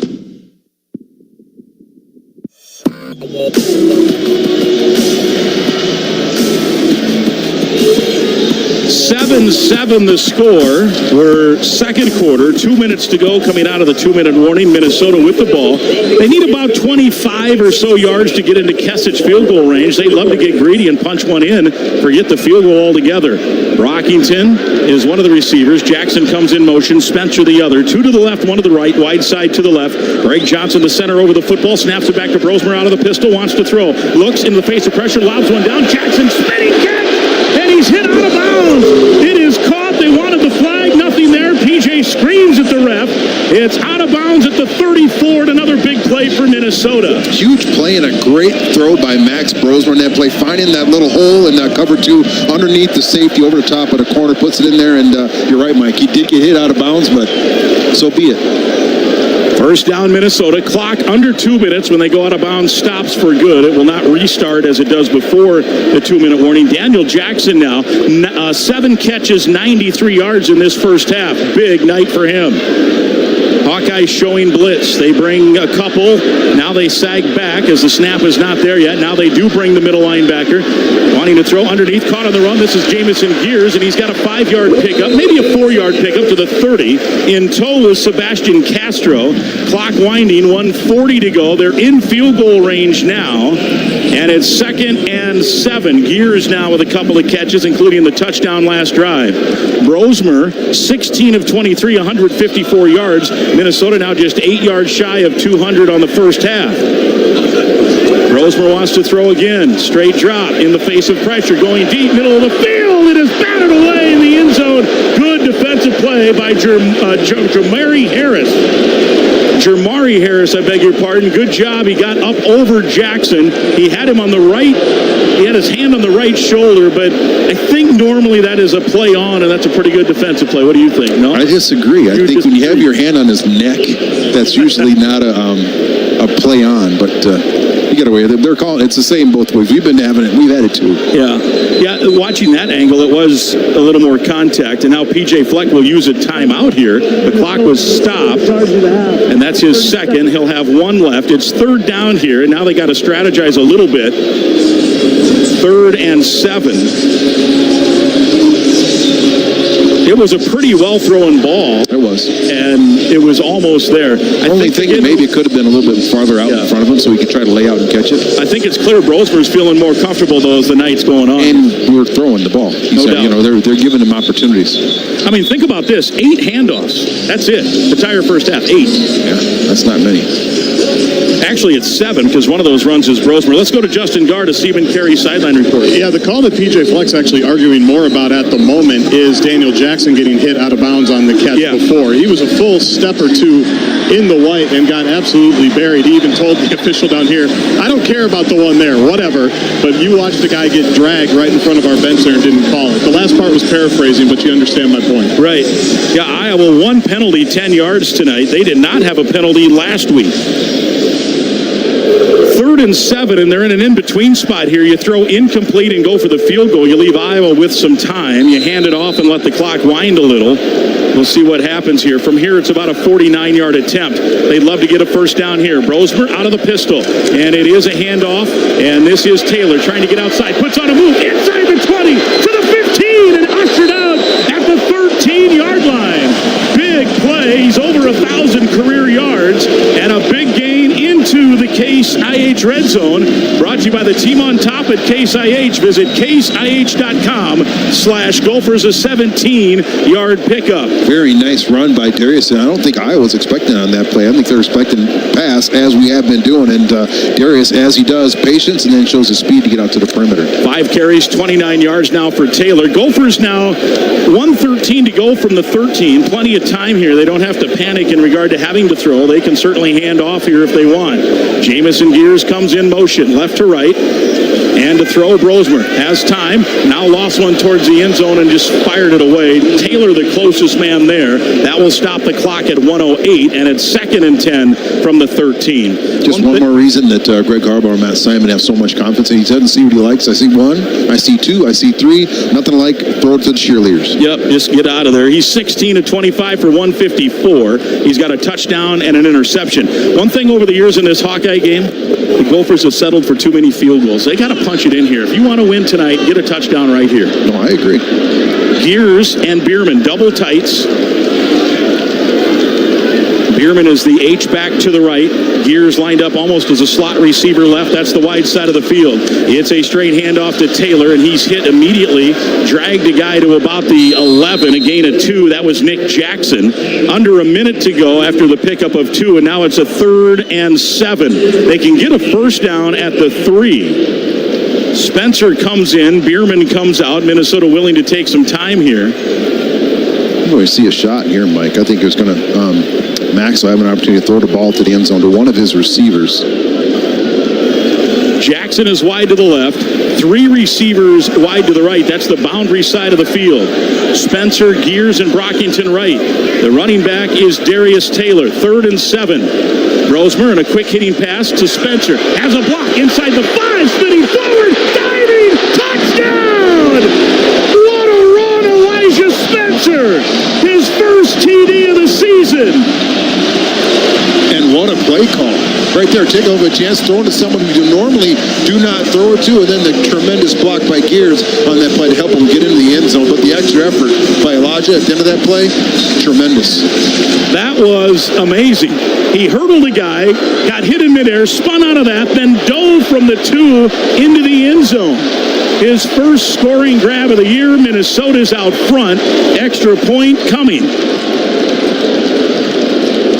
Snap back, spot down. Down kick is up, and it is good. And Minnesota does not settle for the field goal. What a play call. They get the touchdown. 8 plays, 68 yards. It covered 2 minutes and 24 seconds. The drive summary, sponsored by Affinity Plus. With this and all scoring drives this season, Affinity Plus donates $150 to Special Olympics Minnesota. And what a play right there by Elijah Spencer. And blocking, too. Oh, yeah.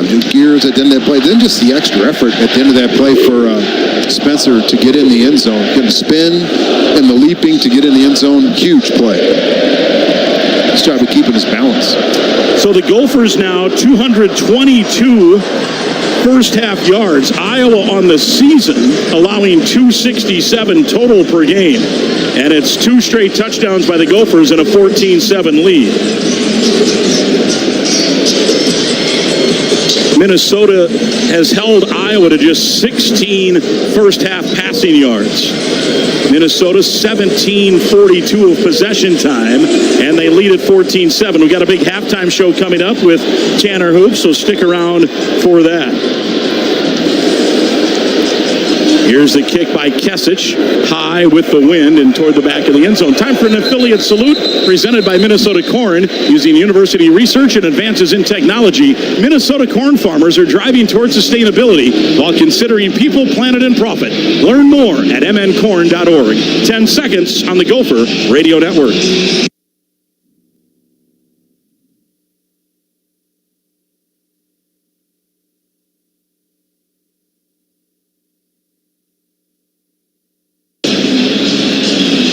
Gophers with a 14-7 lead, 21 seconds to go here in this second quarter. They would love to get to the locker room here. Iowa under center with McNamara. Caden Johnson, the running back. Caleb Johnson, I beg your pardon. He's got the handoff. Stutter steps, gets outside, and he finds his way to the sideline to the 40 and out to the 45. And with 14 seconds left, they are now a pass or two away from getting into field goal range for Drew Stevens, who this year his long is 42, but he has kicked field goals over 50. In fact, if Kesich isn't the kicker of the year in the Big Ten last year, Drew Stevens probably would have been. However, there is a strong breeze. It's turned a little bit into a cross breeze. A 21-yard run by Johnson, and now Minnesota has to buckle up the chin strap. Just can't let up. A little bit of a let up there by the defensive line. Iowa doing a nice job with their front, but Johnson, you got to wrap him up and bring him down. Now let's see what the Hawkeyes want to do here. Will they throw? They will. McNamara looking right. Waits, lost one down that sideline, and it is tipped and incomplete. Weegen, the intended target. Kerry Brown, the safety, was shooting over. McMillan was in the neighborhood. And with 9 seconds to go, it's 2nd and 10.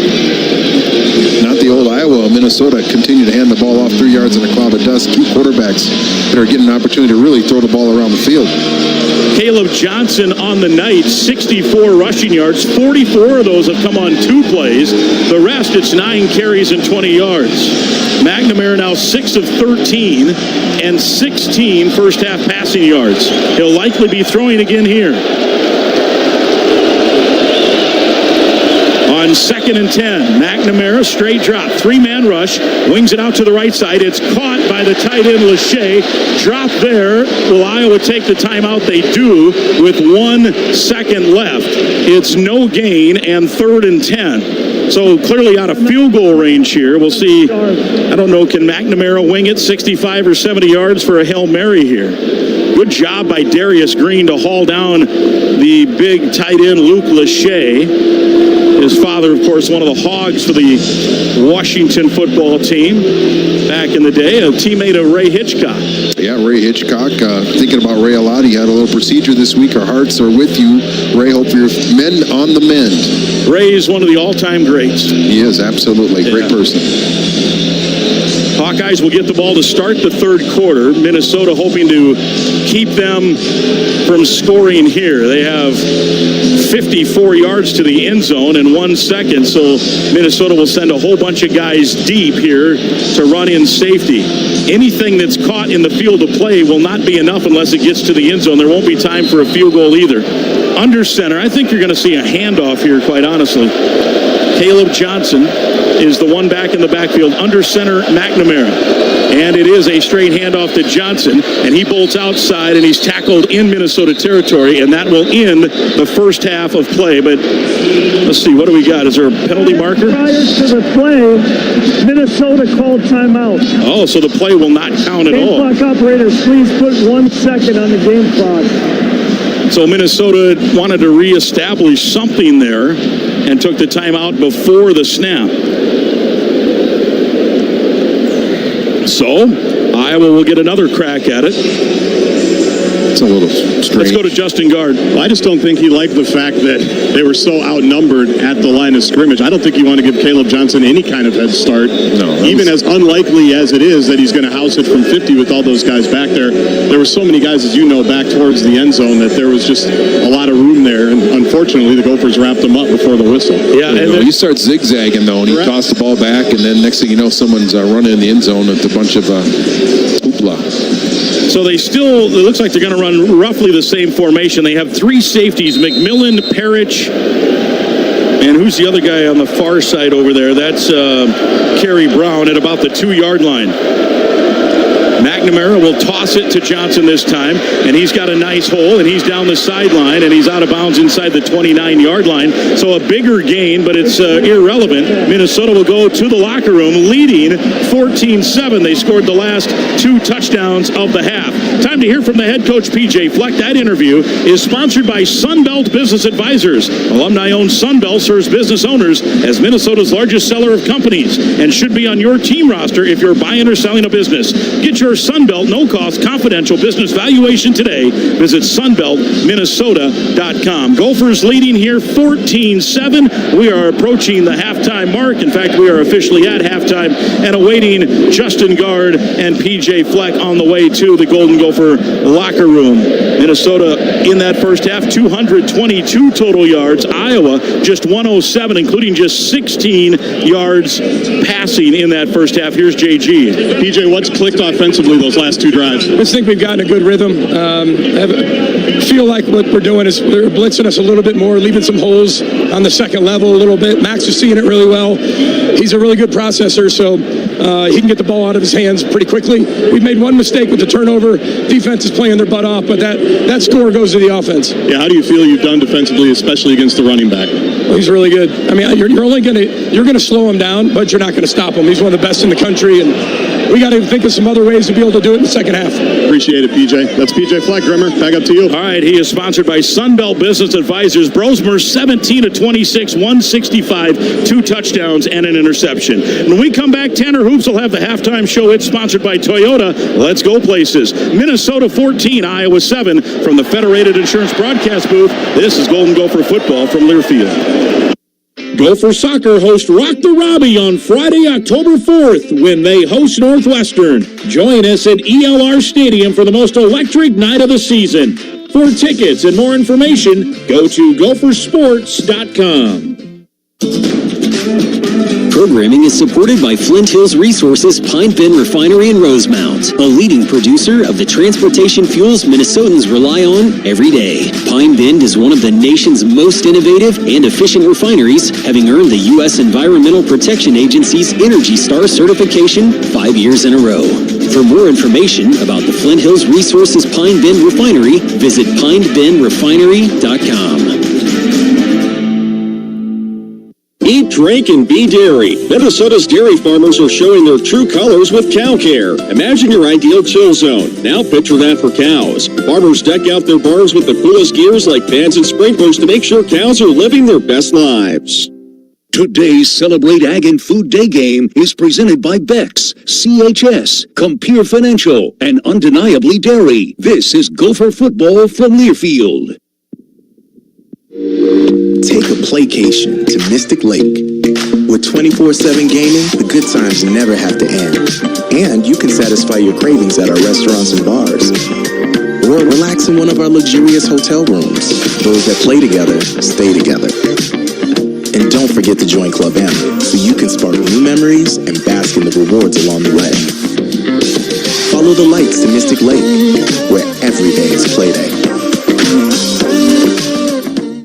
Marsden is a full-service building maintenance provider servicing Gopher Nation since 1952. Marsden has job openings throughout the Twin Cities area. If you have a valid Minnesota driver's license and a reliable vehicle, reach out to Marsden to learn more about part-time and full-time opportunities in your neighborhood. Marsden offers benefits and training and is an equal opportunity employer. Join our ever-expanding team of building maintenance professionals by visiting careers.marsden.com or call 651-641-1717. 1, 2, 3. This is the Gopher Halftime Show, presented by Toyota on the Gopher Sports Network from Learfield. Also brought to you by Federated Insurance. It's our business to protect yours. Barbasol Shaving Cream, delivering a quality shave at an honest value for over 100 years. Plus, ag equipment that is made for more. Visit CLAAS.com. CHS and its employees are proud to celebrate Ag and Food Day with the Gophers. And by Flint Hills Resources, producing the fuels Minnesotans depend on since 1955. It is the halftime show driven by Toyota. Minnesota leading Iowa 14-7 at the break. Time to take a look at the out-of-town scoreboard, and particularly those in the Big Ten. A few good games happening right now. Washington, their first ever conference game as a member of the Big. They're hosting Northwestern. They got stalled in their opening drive, but the next time they had the ball, Washington did this. Play fake. Will Rogers wants to take a shot. Looking downfield. Goes for the home run ball. Has Denzel Boston open to the end zone. I think he got it. Yeah, 2 arms up. Touchdown Washington. Denzel Boston beat not one but 2 Wildcats. And his 4th touchdown catch of the year was a beauty of a ball from Will Rogers. 46 yards. 6-0 Dogs. Yeah, the Huskies have not trailed. They're up 17-2 with 12:09 to go in the third quarter of that game. Michigan State out of conference play tonight. They're on the road taking on Boston College. Sparty up 10-6, looking to move to 4-0. A minute 41 to go in the first half there. Purdue is visiting Oregon State tonight. 7-0 Beavers. 4:44 to go in the opening quarter there. How about this one? You've got Tennessee and Oklahoma, the Hypo Bowl in a battle of top 15 teams. There's only been 1 touchdown thus far, but boy, was it a beauty. Nico back to throw. Play fake. Guns it over the middle again. He's got a throw to the 40-yard line. To the 20. To the 10. You can crank up Rocky Top. Touchdown, Tennessee. Dante Thornton over the middle, and he had it put right on him by Nico as he got the ball over the middle and raced 66 yards for a Tennessee touchdown. There's the big play you've been looking for, Pat. Oh, that was beautiful. 6 minutes left in the first half there. Tennessee leads Oklahoma 12-3. Final scores from earlier today and from last night. Illinois winners in overtime at Nebraska 31-24 in a battle of top 25 teams. Earlier today, number 3 Ohio State had no problems with Marshall. They win 49-14. 10th ranked Penn State shuts out Kent State 56-0. UCLA hung around for most of the game, but 16th ranked LSU pulls away late. They win 34-17. How about the game at the Big House between number 18 Michigan and number 11 USC? Michigan led 14-3 at the break. USC started closing the gap, but it was the Wolverine defense that stepped up and did this. And now he wants to talk things over, looks to the sideline, barks and commands at his offensive line. 6 on the play clock, back in a shotgun. Has the snap, back to pass, looking left, fire picked off! Will Johnson going the other direction! He will score! Touchdown, Wolverines! It's that guy again, number 2, the All-American, Will Johnson, and Michigan gets a huge play from the defense. And not Will Johnson's first house call this season either. Michigan does get the win. They had to rally and score late, but they do win 27-24 over USC. Our next 2 opponents, by the way, we're at the Big House next week, and then USC is here the first weekend of October. Other Big Ten finals, Indiana 52-14 over Charlotte. Maryland wins 38-20 against Villanova. That's your out-of-town scoreboard here on the Toyota Halftime Show. Our score, it's Minnesota 14, Iowa 7. We'll take a break. We'll come back and chat with John Monson of Compeer Financial. All that and more as our halftime show driven by Toyota rolls on. This is Golden Gopher football from Learfield. Old Dutch potato chips. Hey, Gopher fans, Minnesota-made and Gopher alumni-owned Old Dutch Foods is celebrating 90 years of creating taste sensations for generations of hometown Gopher fans. Stock up on your favorite Old Dutch game day snacks at your local store. Old Dutch is proud to be the official tailgate sponsor of Gopher football and a longtime supporter of the University of Minnesota. Old Dutch, quality lives here. Crispy, crunchy, light and snappy, Old Dutch potato chips. At CHS, we create connections to empower agriculture. As a global agribusiness owned by farmers, CHS connects farmers and ranchers with consumers around the world. We provide essential energy, feed and agronomy inputs, market grain and produce, value-added foods, and food ingredients. And we help strengthen hometown communities and support programs that develop the next generation of ag leaders. Learn how you can help create connections to empower agriculture at chsinc.com. Today's game is brought to you by Barbasol Shaving Cream. This is Golden Gopher football from Learfield. Okay, true stories from Huntington with Veronica and her banker, Roger. Veronica, you were nervous about trying to get a home. Why is that? Nobody likes to hear the word no. You know, one day I just said, okay, I'm going to go talk to the banker. How'd it go, Roger? If there was a bump in the road, we hit it. But we navigated right through it. Veronica kept pushing. Get more than money from your bank. Welcome to Huntington. Real people compensated for true stories. Loan subject to credit application and approval. Equal housing lender. Midland Hills Country Club is well known as one of the finest golf clubs in the Twin Cities. The club has totally renovated its classic Seth Rayner design course back to its original design. Enjoy a meticulously maintained course and experience what Midland Hills Country Club has to offer. Midland Hills is conveniently located in Roseville, just 10 minutes from either downtown. A limited number of memberships are available. The club offers a great golfing experience and a comfortable social atmosphere. Visit midlandhillscc.org.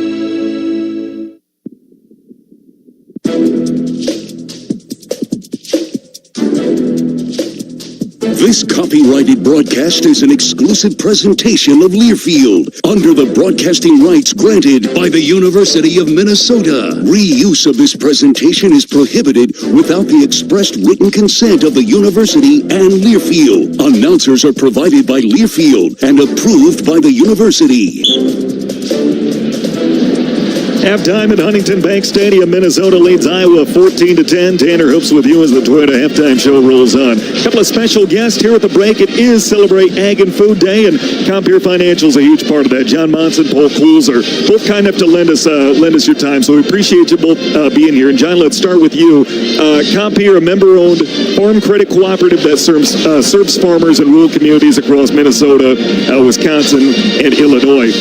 Talking about the essence of food and agriculture, can you shed some light on Compeer's role and what you guys do within the industry? Yeah, well, we've been doing this for a long time together with you and the Minnesota Gophers, but most importantly, we're out there to serve agriculture in rural America, and our job is to make sure that our clients, by the way, we are farmer-owned and farmer-led, is to make sure that our clients do the best that they can on the farm, making sure that everything that they want to do operationally, their goals and their objectives are met, and we're a partner with them and then have been for a long time. It's really about a full client and farm financial partnership with Compeer. And Paul, Compeer is not just engaged with what you guys do in the surface, but you really get within the communities that underpin this industry. Tell us about that. Yeah, we're super excited to have the opportunity to give back every single year to rural communities across Minnesota.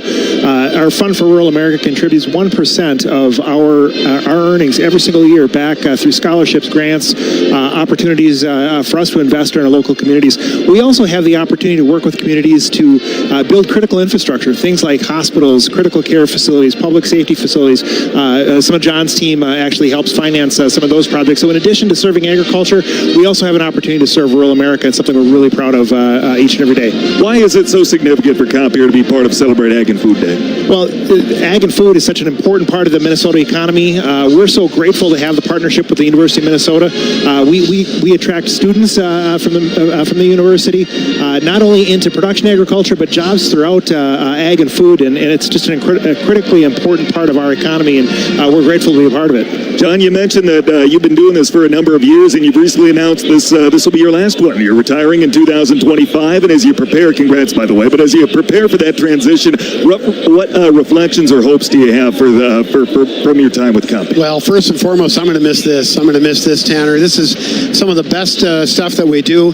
I'm going to miss the team, of course. I mean, everybody says that, but most importantly, it's making sure that our clients and our communities are represented. It is a deep passion. For me, I know it's cliche, but when you go to work and you love what you do, you don't work a day. That is so true here. It is such a strong culture and passion of serving our clients every single day in our community. So I'm going to miss that deeply, but I'm going to keep doing it. I'll do it in different ways, but I'll be on the sidelines cheering for the Gophers, cheering for Compeer. See if we can get a win here in the second half, but appreciate you both for stopping up here, and thanks again for all. Yeah, thanks, Tanner. John Monson and Paul Coles of Compeer Financial here in the Celebrate Ag and Food Day. We'll take a break. We'll come back. We'll listen to how the first half sounded with our highlight package in the Gopher Radio Network. Minnesota leads Iowa 14-7, and this is Goalie Gopher football from Learfield. Today's Gopher football game against Iowa marks the 12th annual Celebrate Ag and Food Day at Huntington Bank Stadium. Both the game broadcasts and the presentation inside the stadium highlight the hard work, innovation, and resiliency of the folks who work in the agriculture and food industry here in the great state of Minnesota. The Gophers would like to thank the following participating sponsors: Ag Country Farm Credit, Bushel Boy Farms, Hormel, Minnesota Biofuels Association, Minnesota Corn Growers Association, Minnesota Soybean, and Brownfield Ag News for their continued support. I love watching my child grow through football, learning values and life skills that extend beyond the playing field.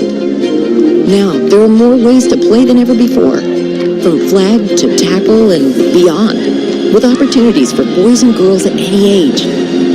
To find the right team, explore FutureForFootball.com's new League Locator tool and explore nearby leagues. It's never been easier to get your family involved in the game. Today's Celebrate Ag and Food Day game is presented by Beck's, CHS, Compeer Financial, and Undeniably Dairy. This is Gopher football from Learfield. Are you looking for concert or sports tickets? As a local Minnesota company, Ticket King is a company you can trust. They have seats to fit every budget and even offer parking or tailgating passes, and all tickets are guaranteed. Each order is personally attended to by one of our dedicated customer service representatives who are committed to providing you with a courteous, professional, quick, convenient experience. Visit us at TicketKingOnline.com or call us directly at 612-341-4131. We are gathered here to... What's with the blanket? Oh, it's my Securian blanket. It's an unsubtle metaphor for the security I feel knowing I have smart insurance and retirement solutions from Securian Financial. I see. And sir, do you also trust Securian Financial with your insurance and retirement solutions? I do. Prepare for your future. Talk to your employer, affinity group, or a financial professional to get started. Learn more at Securian.com. Insurance issued by subsidiary companies. Securian Financial Services. Member FINRA.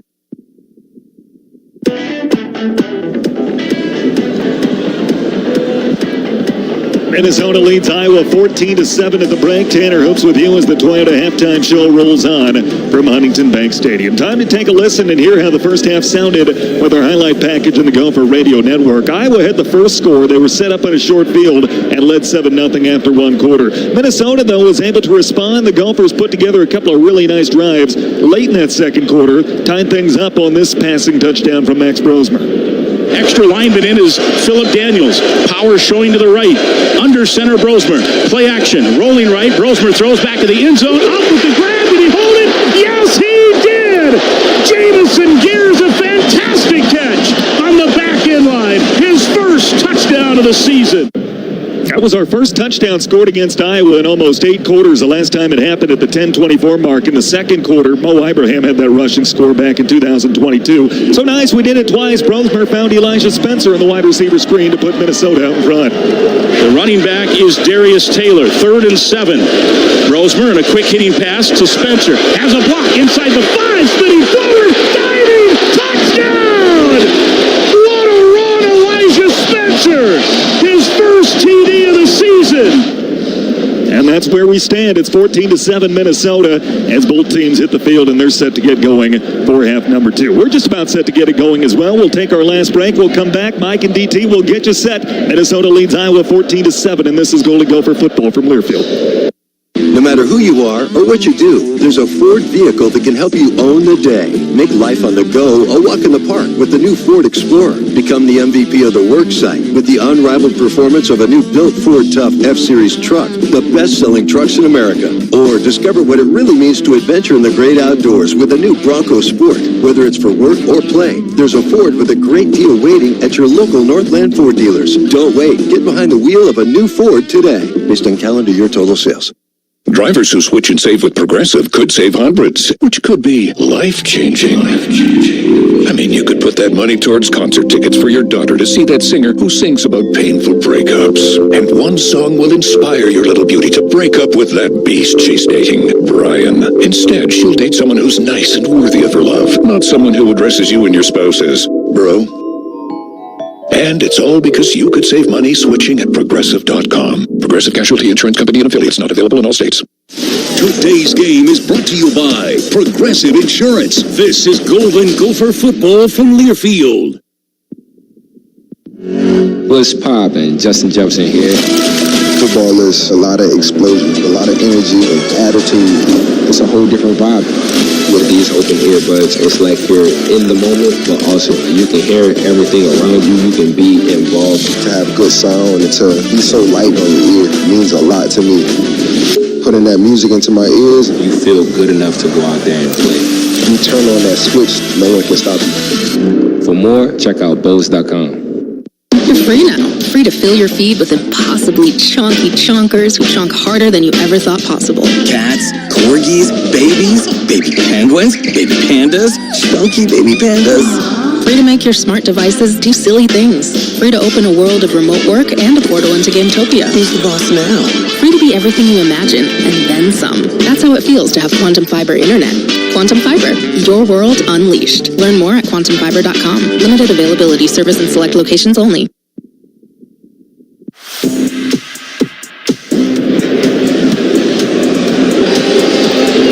We're ready for third quarter football. Iowa will start the third quarter with the ball. Minnesota will start on defense with the lead, 14-7. 222 yards of offense for Minnesota, 107 for Iowa. The Gophers' final two drives result in touchdowns. You heard the two highlights right before the break. Two really good touchdowns, and then the first one set up by a nice pitch and catch along the far sideline, Brockington for 29 yards. Kesich to kick right to left as we look at it into the wind. Minnesota will have the wind in the fourth quarter, and the wind has been a factor here tonight in the punting game. Deep is Max White along with Caden Weegan.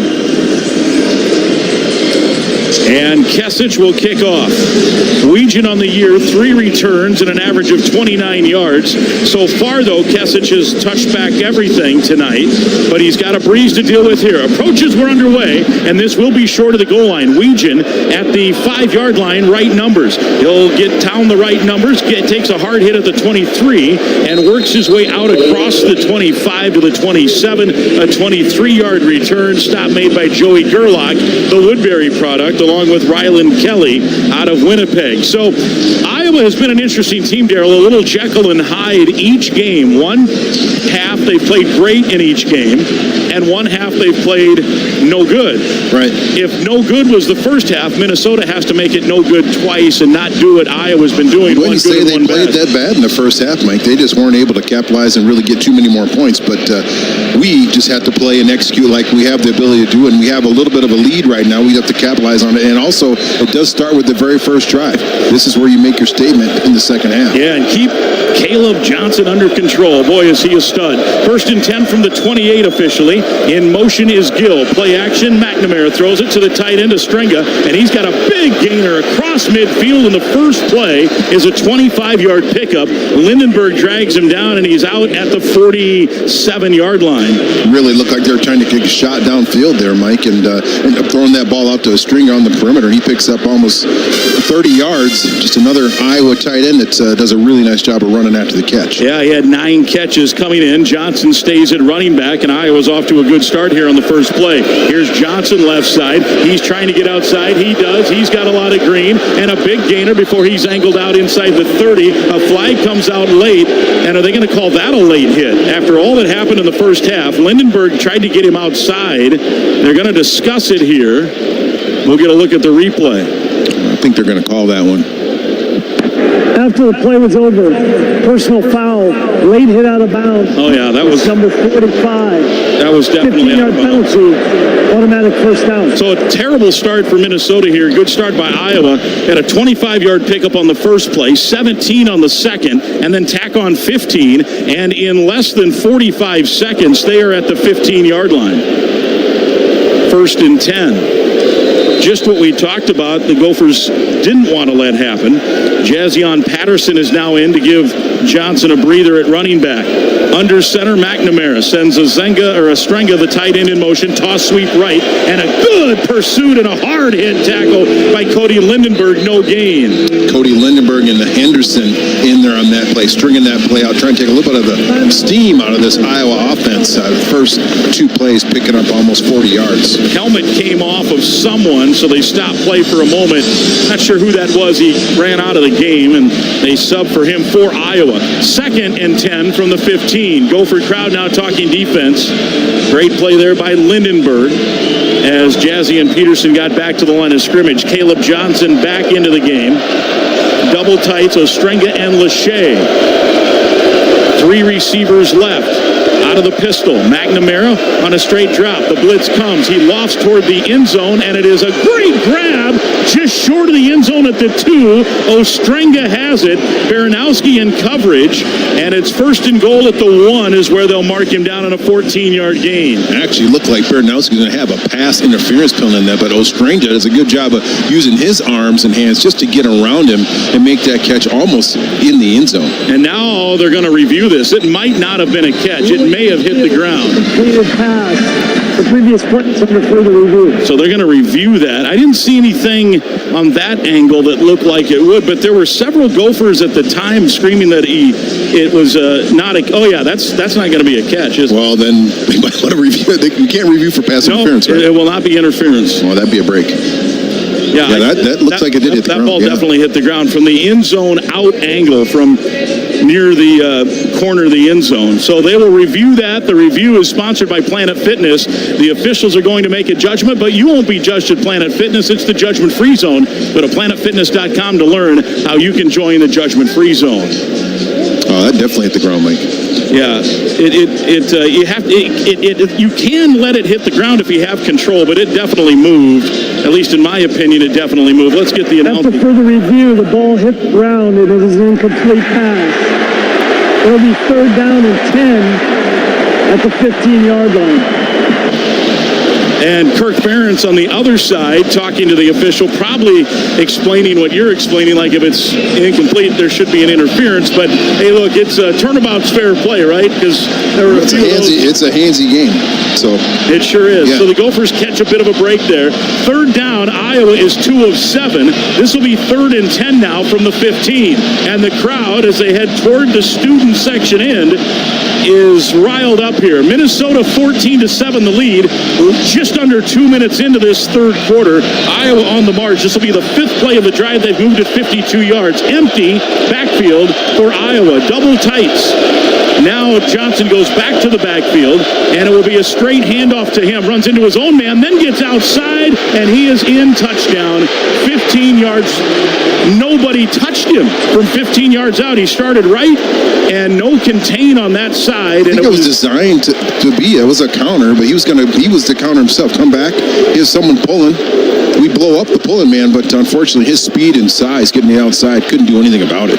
Yeah, Joyner and Henderson sprinted straight across the field and had no contain, and that left nothing but real estate. And just what we talked about at half, you can't let Iowa have one of their bad halves followed by a good half. And so far, this is off to a terrible start for Minnesota in the second half, and we're tied as the extra point kick is good. 15-yard touchdown Second touchdown of the day for Caleb Johnson. He now has 8 on the year. We're tied at 14. A 5-play, 67-yard drive, and it covered a minute 59. CHS is proud to celebrate Ag and Food Day with the Gophers. The employees rally with farmers and ranchers because agriculture is a team sport all season long. CHS helps farmers win. CHS, a proud sponsor of Gopher Athletics and Celebrate Ag and Food Day. 14-all, third quarter. This is Golden Gopher football from Learfield.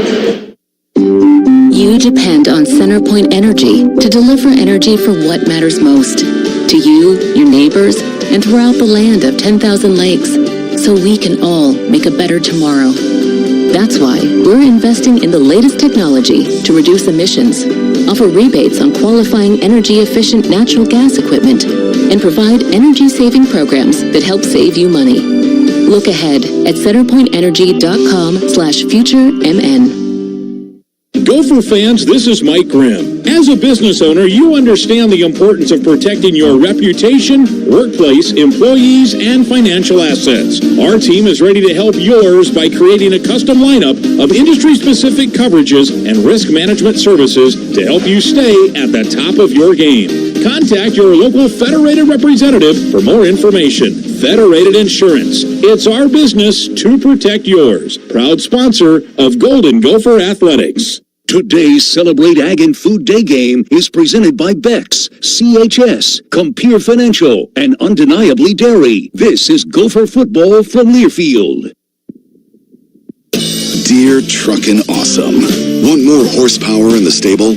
The Tundra iForce Max is all the truck you need with its electrifying twin-turbo V6. Saddle up the Tacoma TRD Pro.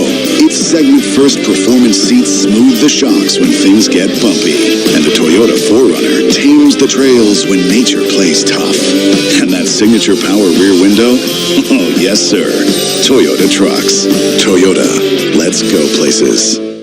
You can guarantee yourself a Minnesota maroon and gold win when you sell your business with Sunbelt Business Advisors. Sunbelt is a local alumni-owned company and proud sponsor of Gopher Athletics. Sunbelt provides business owner brokerage services to small businesses as well as mergers and acquisition services for companies up to $150 million in revenue. Are you thinking about selling? Sunbelt can help you make the most from your life's work. Visit sunbeltminnesota.com for a free confidential value range. Minnesota's largest seller of companies. sunbeltminnesota.com.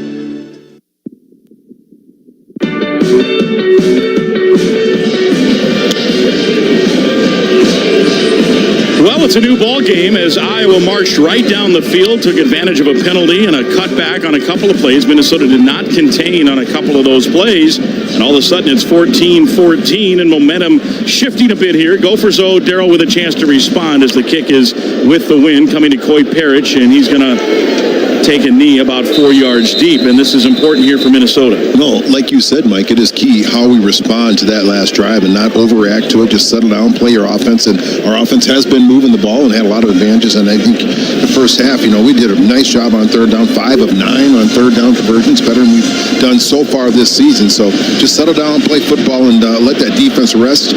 Drink a little water on the side and regroup and try to figure out a way to tackle Caleb Johnson when they come back on the field.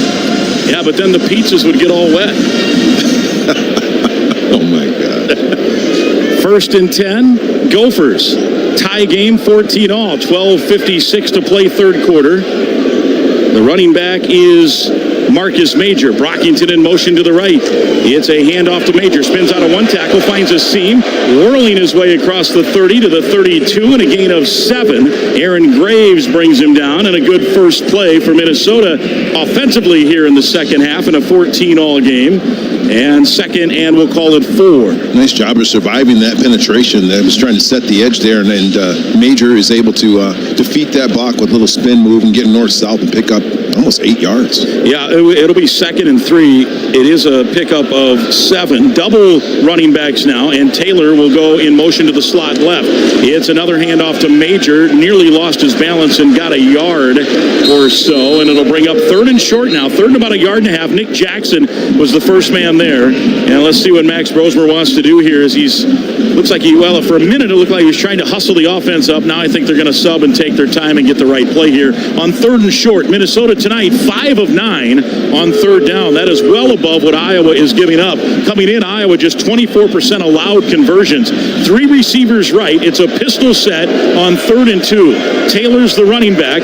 Brosmer at quarterback. In motion, the tight end. It's a straight handoff to Taylor. He's hit, powers forward, and he is just short of the first down. It's less than half a yard. We're going to call it a foot. And let's see what P.J. Fleck wants to do from inside his own 35-yard line. This is a big, brute, strong man Iowa front 4. Are you going to roll the dice here? They go 300 and 317 at the tackles. And the offense is on the field. Minnesota is 2 for 2 on the year in third down or a fourth down situation. Under center, Brosmer.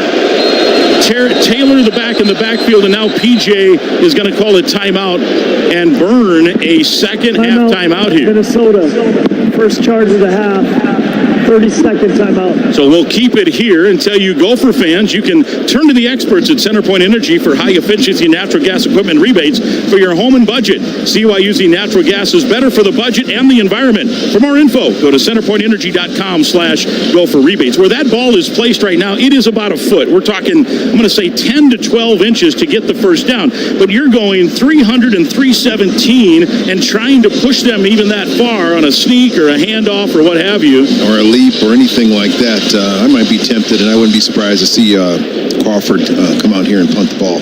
Let's see. The offense stays on the field. So PJ feels like a little gambling tonight. They go power to the right, and now they really tuck it in tight. Brosmer taps the side of his helmet on 4th and short. It's a quick toss right side Taylor, and he worked his way close, and he got it he needed a foot, and he may have gotten 18 inches. I think they're going to move the sticks. He got hit in the backfield and would not go down and move the sticks by the hair of their chinny chin.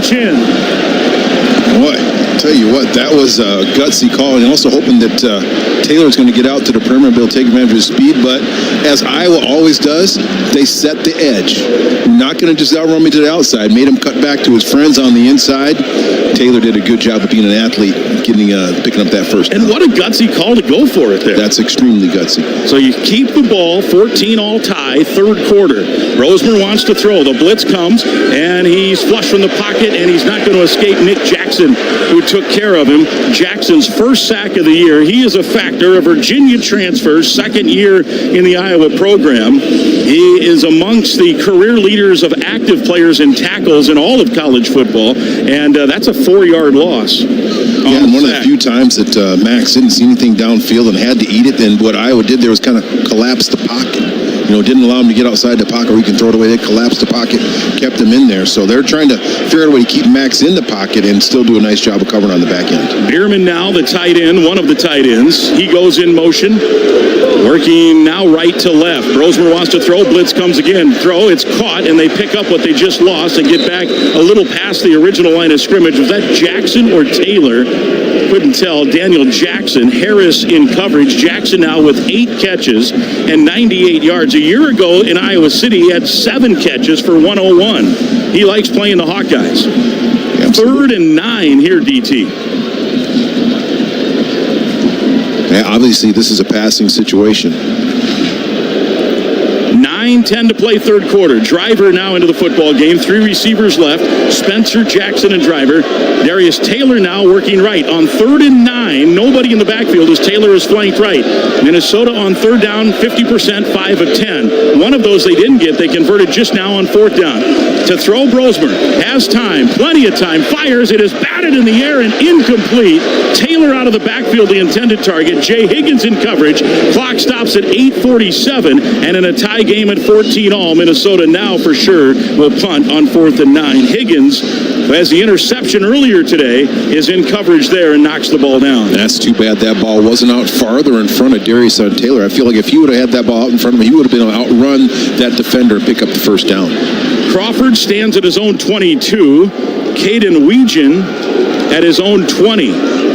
Legion had a good punt return earlier, called back with a hold, and another high, short punt, and Legion calls fair catch at the 27-yard line. And on the punt, this is a 37-yard punt and a timeout on the field. Bushel Boy tomatoes are naturally growing right here in Minnesota, so you can enjoy fresh tomatoes year-round. Bushel Boy, Minnesota's fresh and delicious tomatoes. Bushel Boy sponsoring Celebrate Ag and Food Day. Gophers 14, Hawkeyes 14. Iowa will have the ball at a 1st and 10 when we come back. We're in the third quarter. From the Federated Insurance broadcast booth, this is Golden Gopher football from Learfield. Tonight's Goldie's hero is 2-year-old Cameron Olson, who's at the stadium with his family. At 2 months old, Cameron was diagnosed with a rare childhood lung disease. With the help of mHealth Fairview Masonic Children's Hospital, Cam is now a growing and happy toddler. Cam's family started the Camo Fund, supporting other families impacted by the lung disease. The Gopher Radio Network's proud to support and lift up the special and dedicated staff at Masonic Children's Hospital, where many of the world's leading medical experts also have the most caring hearts.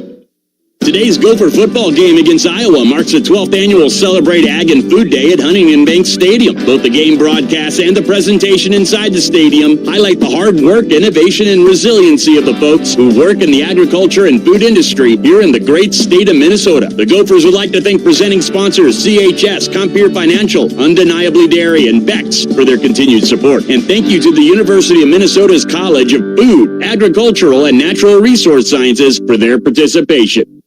Today's game is brought to you by Barbasol Shaving Cream. This is Golden Gopher football from Learfield. With a Planet Fitness Black Card, you don't just get a great workout, you get a great perk out, because your membership is packed with perks. For $1 down and $24.99 a month, you'll get perks like access to any of our 2,400 clean and spacious locations. Bring a friend anytime and both work out, with tons of equipment that'll give you that big fitness energy. Relax in the Black Card spa and more. Work out and perk out with the PF Black Card. Join for just $1 down and $24.99 a month.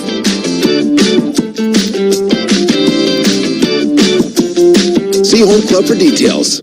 Hey, honey, the battery light is on again, and I'm going to take my car into the shop today. Really? I can take care of that. Are you sure? Of course.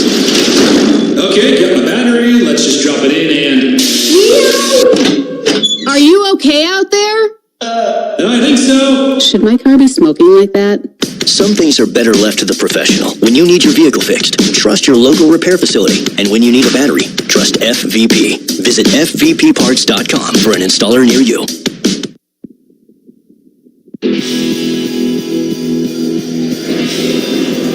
14-all. We're in the third quarter. Mike Grimm and Daryl Thompson with you from the Federated Insurance broadcast booth. Hawkeyes now with the ball in a tie game. They've outscored the Gophers here 7-zip third quarter. They have it from their own 26 and a first down. The tight end, Lachey, in motion. And it's a little toss to Johnson, and he is tackled right at the line of scrimmage. Devin Williams. He had that sack fumble last year in Iowa City that was recovered by Tyler Nubin in that win over Iowa. And that is a tackle for a loss, I think. It looks like about a half yard, and that will give him a full tackle for a loss on the year. He had a half tackle for a loss coming in if they officially give it to him. Caleb Johnson staying in, under center McNamara, 2nd and 10, clock winding, 8-10 third quarter, tied at 14. The battle for Floyd of Rosedale. Under center McNamara, wide side to the right. Hawkeyes in their road whites, hand off to Johnson again, trying to cut back, runs into a couple of Gophers, and works his way forward to the 30, a pickup of 3. Lindenberg was the first Gopher there, and it's third down Iowa, 3rd and 7. The Hawkeyes 3 of 8 on third down tonight, and the two freshmen come in again at safety in these third down passing plays. Parrish and Kerry Brown. Brown a redshirt freshman, and Parrish a true freshman. Well, it looks like a situation going to put the ball in the air, but I might, if I were Iowa, hand the ball off one more time to Johnson to see what he can do. Well, he's lined up way to the right side. Lindenberg comes out to guard him. Gophers now trying to get set in their coverage. Empty backfield. And there's 7 to snap.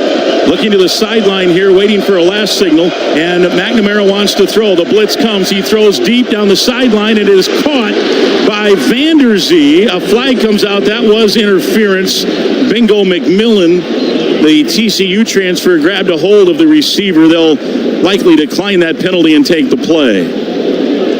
19-yard pickup on the reception. It'll be declined. Pass interference, defense, number 24. That penalty is declined. The result of the play, 1st and 10, Iowa. So the Hawkeyes keep cooking here to start this third quarter. They marched the first drive 60-plus yards. And now here on this drive, they convert on a 3rd and 8. Well, also, nice job of recognizing someone that's not out there very much. McMillan doesn't get very much playing time. Recognize that mismatch and throw the ball to that receiver. They just threw it up, and Vanderzee at 6'4", a true freshman, comes back and makes a catch. Here's Johnson. He's got a big hole. Make that Patterson a big hole in a gain of 9. His knee hit. He ended up well past the first down marker, but his knee hit down about 9 yards downfield. It'll bring up 2nd and short. Strigo on the stop. And Minnesota's got to get a stop here. Iowa is just moving the football up and down the field here in the third quarter. No, absolutely. There's a gaping hole on that play. If running back picks up 9 yards on first down, 2nd down and short, this would be a great place for Iowa to take a shot at the end zone. The Hawkeyes have 83 total yards here in this third quarter alone. Patterson again on 2nd and short, and he's got the first down. Jalen Logan ready in the first Gopher to wrap him up, but he picked up 2, and he got to the Gopher 40. Jaw Joyner has been relatively quiet tonight. He comes out of the game. Eli Mao comes in. Henderson comes out. Brown comes out. And Anthony Smith into the game here. Yeah, just trying to find that right combination up front. We really haven't had that much success penetration-wise up front. Johnson back in now on 1st and 10 for the Minnesota 40. Handoff to him. Stutter steps. He breaks free, and he might be gone. Can't see this. He is into the end zone. Touchdown. 40 yards. We talked about that right combination up front, Mike, and they did. Iowa right down there. There's a nice job of picking his way through there, but Caleb Johnson shows his speed, athleticism, and patience picking his way through there, and then his speed, obviously, to get into the end zone. 164 yards now for him, 3 touchdowns, and Iowa has dominated the third quarter. That was the fear at halftime. They have done this. They're Jekyll and Hyde all year, and they had a pretty poor first half, and here in half number 2, they have dominated. 2014. Kick is up and good. 21-14, 5:43 to play, 6 plays, 73 yards, 258 is all it took. 10th largest college football crowd in Huntington Bank Stadium history tonight, 52,048. Hawkeyes lead at 21-14. This is Golden Gopher football from Learfield. With the Golden Gophers, every touchdown is more than just a touchdown. It's a testament to the teamwork, elbow grease, and can-do attitude it takes to make it to the end zone. And while our fields aren't the kind you throw passes on, Case IH knows every successful farm is more than just a farm. It's the product of top-notch tillage, planting, harvesting, hay, and forage equipment at the hands of hard-working growers. Settle the score with superior tools by visiting your local Case IH dealer or go to caseih.com/Gophers. Go Gophers! When we say that Cub milk is the freshest in town, we mean it. Less than 48 hours from farm to store fresh. We guarantee 7 days or more of freshness. It all starts with local dairy farmers who take great care in making sure all the cows are happy and healthy. We support local farm families 365 days a year. And that makes our milk even more delicious. So you always get the freshest milk and the biggest smiles. Minnesota Corn is dedicated to helping the state's corn farmers be the most sustainable and environmentally responsible corn farmers in the United States. We accomplish this by investing in third-party research that focuses on water quality and soil health, and working to add value to every bushel of corn grown in Minnesota. Minnesota corn farmers, continuously working to improve and become better stewards of our state's natural resources while maintaining a thriving rural economy. mncorn.org. Unique farming operations need unique financial solutions. Egg Country Farm Credit Services offers customized financing that fits any size farm, ranch, or agribusiness. The next time you're in the market for more land, equipment, facilities, or maybe even an operating loan, contact the team at Egg Country. They know agriculture and will work for you. Egg Country. Focused on ag, focused on you. Egg Country is an equal opportunity lender. Live from the Federated Insurance broadcast booth, this is Golden Gopher football. Well, it's been all Iowa here in the third quarter. At halftime, DT, Iowa had 107 total yards at halftime. Great half by Minnesota. Here in the third quarter, 2 drives Iowa, 125 yards, and Caleb Johnson has been the man. He has absolutely been the man, more than advertised, and it's been actually not fun, but he's been impressive to watch in person. Big, athletic, and does a nice job of a lower pad level and using his speed to get in the end zone. He's done that 2 times here in the second half. 3 on the night. Iowa led at 7-0. Minnesota then scored 2 second-quarter touchdowns to take the halftime lead 14-7, and all the momentum into halftime. And then Iowa has drained that momentum right down the tubes and has reclaimed it. Minnesota now needing to try to suffocate it back into their lungs. 21-14. Minnesota trailing Iowa. 5:43 to go third quarter. Here's the ensuing kick, and Stevens a high kick, and Parrish may have an opportunity. 1 yard deep, he's going to bring it out. He's to the 10 to the 15, working his way to the sideline, and he got out to about the 20, and Minnesota will have it 1st and 10 right there. We owe you station identification, our affiliate salute, presented by Minnesota Corn. Using university research and advances in technology, Minnesota's corn farmers are driving towards sustainability while considering people, planet, and profit. You can learn more at mncorn.org. 10 seconds on the Gopher Radio Network.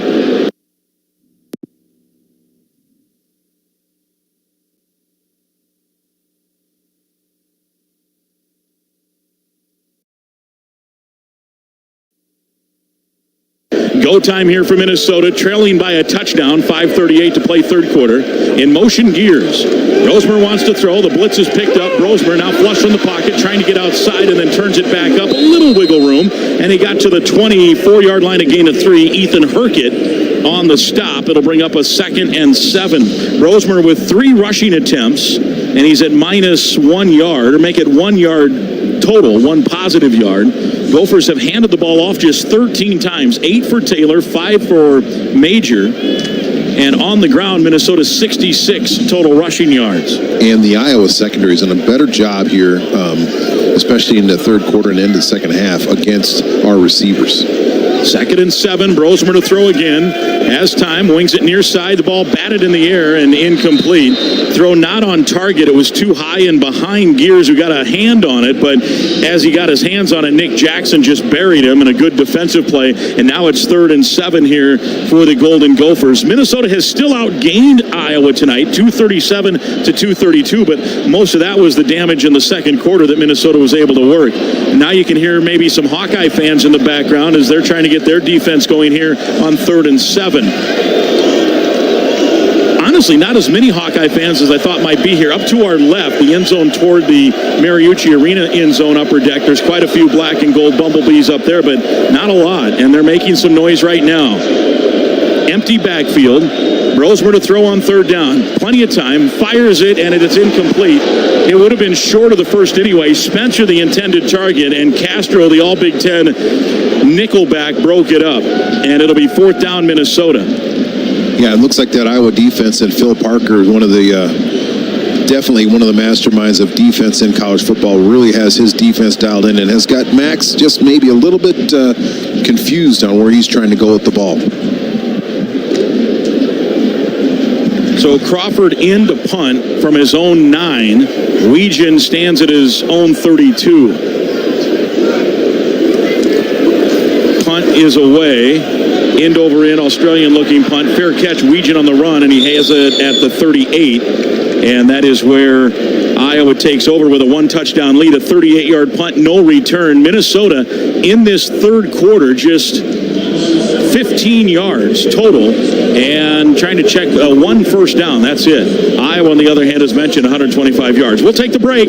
Gophers need a stop when we come back. 4:42 to go in the third. Hawkeyes 21, Golden Gophers 14, and this is Golden Gopher football from Learfield.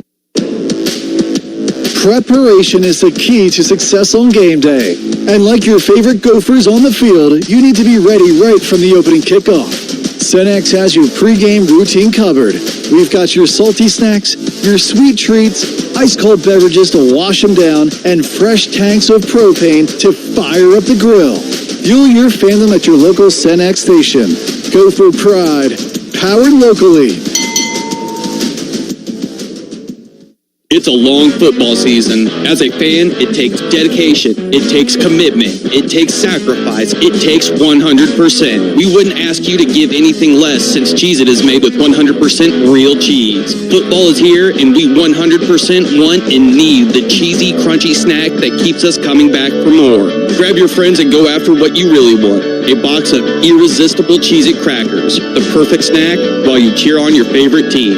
Want it, need it, Cheez-It. Today's Celebrate Ag and Food Day game is presented by Beck's, CHS, Compeer Financial, and Undeniably Dairy. This is Gopher Football from Learfield.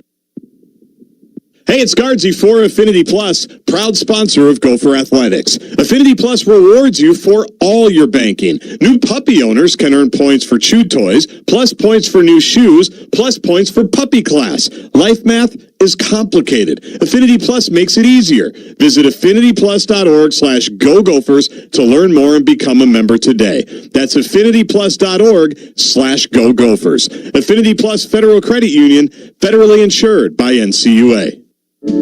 Bushel Boy tomatoes are growing right here in Minnesota, year-round, in ideal greenhouse conditions, so Gopher fans can enjoy garden fresh tomatoes every game day.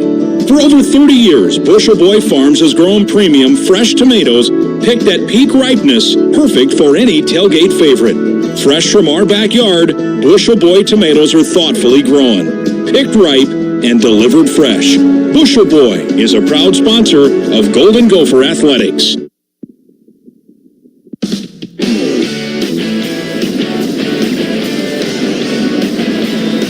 Iowa 21, Minnesota 14. We're in the third quarter. Grimm and Thompson with you from the Federated Insurance broadcast booth. JG's on the Minnesota sideline. Real quick injury update. Jamison Gears looks like has a lower body injury. He just emerged from the injury tent. I got to tell you guys, ominous energy in the building and on the sideline now. Somebody on defense needs to make a play to fix it. Here's a quick toss sweep to Johnson. Caleb Johnson out across the 40 to the 41. There's Kerry Brown, put his helmet right on the kneecap and a gain of 3. It'll be 2nd and 7. Gophers led it 14-7 at half and seemingly were in control of the game, but Iowa has dominated here the third quarter. It's a play action pass, rolling right McNamara on the run, throws to his tight end, and that is complete. Williams forces him out of bounds, and that is caught by Hayden Large, the fullback slash tight end, his second catch of the season. It's out at the 41 and short of the first by about 2, and a key 3rd and 2. Iowa's 2 for 2 on third downs here in the third. Minnesota 0 for 2. And Cade McNamara missed Jacob Gill running right down the sideline on the boundary wide open. So this Gopher defense got to settle down, make a play, and not allow those receivers to bring running down the seam wide open. Patterson now the running back, wide side to the left, a tight end and a receiver that way. Gill comes in motion out of the pistol, and it is a straight handoff, and this is Patterson and an easy first down into Minnesota territory. A gain of about 5 to midfield. Darius Green brings him down, and he is injured. I don't know if that's a stinger or what. He's coming out and will bring himself out of the game. He put the hard hit on. He is a hard-hitting safety, and he's right to the bench. They're going to attend to him. Patterson stays in, lone back in the backfield, under center McNamara, wide side to the left, and a power package that way. And they give it on the end-around right side. This is Gill, and he's got 10 yards on an end-around. Just short of 10. It's about a half-yard short. Zaquan Bryant put him out after a 9.5-yard gain to the 40. Just outside the 40. They've got about, well, they're going to put it at the 41. So it's 2nd and 1. And they're really, right now, Darryl, taking advantage of Minnesota's aggressiveness on defense. Well, taking advantage of it. Also, they're really using the entire field. Tim Lester, the new offensive coordinator for the Iowa Hawkeyes, has really got everything working right now. The short game, the long game, and obviously he's got the big back, Caleb Johnson, after almost 10 yards of carry in this game. Yep, and it's a handoff here, and it's another big gain inside the 35 to the 34. Henderson was the first man there. That time, that was all offensive line. That was Patterson, and he wasn't touched until it was about 6 yards downfield, and then the scrum brought him down, but that was good blocking on the left side. Sure was, and then they're just catching on the other end, and he's able to use his leg drive along with that offensive line to pick up 2 or 3 more yards at the end of that carry to pick up that first down. 2:10 to play third quarter. Iowa leading 21-14. Gophers led it 14-7 at half, but it's been all Hawkeyes here in the third. From the 34, another handoff to Johnson. This time he's chopped brought down. It looked like a seam was forming, but a good job there. Was that Logan Richter maybe? And Jalen Logan Redding that chopped him down. Logan Redding, the man. Yeah, Logan Redding actually is having a pretty darn good game. We just got to make sure, though. But you're right, Mike. Johnson just is having his way and makes it even easier for Tim Lester, the offensive coordinator for the Hawkeyes, to call plays when you got someone that's averaging 10 yards a carry. Yeah, Iowa averaging 9.2 yards a play here in the third quarter. Johnson stays in. Darius Green is back in the game. McNamara rolling right, feels some pressure, and now unloads it, and it's incomplete. Wide of the intended target, Hayden Large, and it'll bring up a third down. And Minnesota's got to buckle up here. 3rd and 7, maybe 4-down territory. I'm sure, though, Kirk Ferentz would consider a field goal if nothing's gained here, because you get a 2-score lead if your guy Stevens bangs it in from here. Yeah, and he's got the win in his back.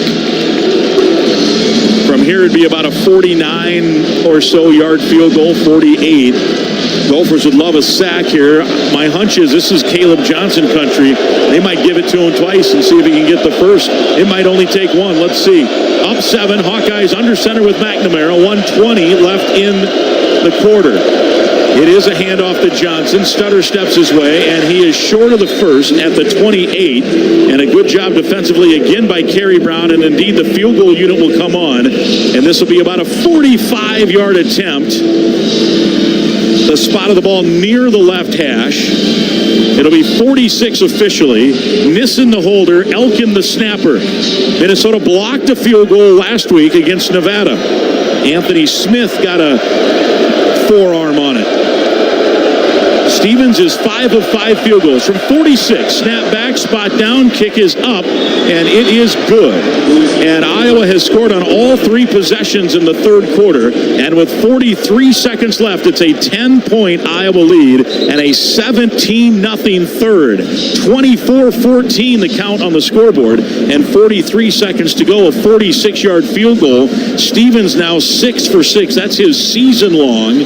And it's a 9-play, 34-yard drive, and a cover just short of 4 minutes at 3:59. And Minnesota now is going to have to really recover here. This is not a team that's designed to score in bunches and in a hurry, but they're going to be forced to do that. Well, we don't got to score in bunches and in a hurry. I mean, one score gets us back to a one-score game. Then it's just a possession. You got to take advantage. And you got to at this game, Mike, you've got to get back to fundamentals and execution. When you get sloppy, you get a little bit tired, you get a little bit frustrated, you start getting out of your lanes, and that's what happened. That's what's happening here in the third quarter. We got a little sloppy, got out of our lanes, and you're not paying attention to detail, and then Iowa's be able to take advantage of it. Parrish is deep. He's returned a couple tonight. He's not gotten it out to the 25. I kind of like the risk because he has big play capabilities. Stevens approaches and gets his right foot into it. High kick. Parrish going to take it at the goal line on the right side of the numbers. Works his way to the 15, waits to the 20, and that's exactly where they started the last time, at the 21-yard line. Iowa, that's by design. They want to hang a high kick up, and they think they can get you inside the 25. And so far, they've done it. It'd be lovely to see Parrish pop one of those. 37 seconds left in the quarter, and Minnesota trailing here by 10. Washburn McCreevy Funeral Chapels and Cremation Services, family-owned and celebrating over 165 years of serving families in the Twin Cities, and a proud supporter of Gopher football. Visit the webpage at washburnmccreevy.com. Speaking of our well wishes, and we've wished Ray Hitchcock the best. We also want to wish Bill McCreevy the best, as he's going through a couple of things, though, and we know he's a tough guy, and we'll have him back soon to go for football. Here is a pass over the middle, and the ball's incomplete. Intended was Jackson, and Castro again with an arm on the receiver as the ball was approaching, and it's incomplete. 2nd and 10. Yeah, there's been a lot of those situations where the defensive back has had his hand on a receiver, and that ball, I'm sure Max would actually like to have that ball out a little bit more farther out in front of Daniel Jackson on that play, but it was a little bit of interference. 2nd and 10 here for Minnesota. 31 seconds to go in the quarter. Minnesota just one first down in this entire third. 24-14, Iowa the lead. Rosemer to throw. He lost one to the far sideline, and he let it go, and it was over everyone's head, and Spencer the intended target. And now it's 3rd and 10. Rosemer 2 for 6 yards here in this third quarter. Yeah, he struggled a little bit, but there he was trying to kind of drop that ball in the bucket in between that zone, like we saw him do it earlier in the second half, where he threw that ball kind of underneath, over the corner, under the top of the safety, and right there, the timing just wasn't right for him on that play. Gophers with some late subs here. They're going to have to hustle. Quinn Schulte was the closest man to the ball, the safety for Iowa. He's out of Cedar Rapids Xavier. His dad's the longtime high school football coach there at the Catholic High School in Cedar Rapids. 5 to snap. Gophers are in formation, and they will get the play off. Rosemer on 3rd down is going to hand it off to Taylor, and he has a loss of a yard. Back to the 20. Crowd boos from the student section. Herkett got him, and that will be the final play of the third quarter. Minnesota will punt to start the fourth, trailing by double digits after leading by 7 at the half. Hawkeyes 24 and the Golden Gophers 14. Beck's is dedicated to serving a community of farmers who love what they do and are proud to be farmers at heart. Beck's sponsors Celebrate Ag and Food Day. 24-14 here. Hawkeyes leading the Gophers. We're ready for the fourth quarter in a couple of minutes. Before we get to that fourth quarter, let's go to Tanner Hoops with a scoreboard update. Yeah, thanks, Mike. Play to keep you updated on a few Big Ten games in progress. Washington has not trailed. They lead Northwestern 24-5. That is the correct score, 24-5. 6:03 to go in the fourth quarter of that game. Michigan State trying to remain unbeaten. Them and Boston College tied at 16. 8:33 to go in the third quarter of that one. Purdue is out west tonight. Oregon State has a 14-7 lead over the Boilers. 50 seconds left in the first half. Out of conference, top-ranked Texas without their starting quarterback, but looking good against Louisiana Monroe. It's 35-3. The Longhorns on top early in the third quarter. Arch Manning 11 for 21, 213 yards, 2 touchdowns. He has been picked twice. Tennessee's on top of Oklahoma in a battle of top 15 teams in Norman. 19-3 with 8:46 to go in quarter number 3. Some final scores around the Big Ten. It got going last night. A ranked battle at Memorial Stadium in Lincoln. Illinois survives Nebraska and knocks them for the ranks of the unbeaten. They get this touchdown in overtime to win it. First and goal, Illinois at the 4 of Nebraska. Now we get an I formation. Altmaier under center, turns, throws to the end zone. Got a man wide open. Touchdown! Yes, touchdown, sir. Illinois. Pat Bryant with the catch. Yes, another sir. touchdown for Bryant. And the Illini vault back in front. 30-24 on the touchdown. And they would get a stop defensively and win 31-24 in Lincoln. Games that went final earlier today. Number 3, Ohio State rolls past Marshall 49-14. 10th ranked Penn State blanks Kent State 56-0. Number 16 LSU winners 34-17 over UCLA. A thriller at the Big House today as Michigan and USC were doing battle. Michigan had an early lead and led for most of the way. USC took their first and only lead late, but Michigan in the final minute proved to pull up the game winner. Bredesen close, Mullings deep. Orji takes the snap, handoff, Kalel Mullings running left into the end zone. Touchdown, Wolverines! With 37 seconds to go, Kalel Mullings converts, and the Wolverines are back on top. Talking about a big heart, a guy that will not be denied. Yeah, 27-24 would be the final. Michigan takes down USC. Indiana's all over Charlotte. They win 52-14, and Maryland 38-20 winners against Villanova. Some notable non-conference finals. Missouri survives a scare in double overtime from Vanderbilt, 30-27 the final. Battle of top 15 teams in the Big 12. Utah 22-19 winners over Oklahoma State. Notre Dame rolls past Miami, Ohio 28-3. Louisville 31-19 over Georgia Tech. Iowa State no problems with Arkansas State. They win 52-7. Clemson 59-35 over NC State, and Buffalo knocks off a ranked team for the first time in 16 years as they defeat Northern Illinois 23-20 in overtime.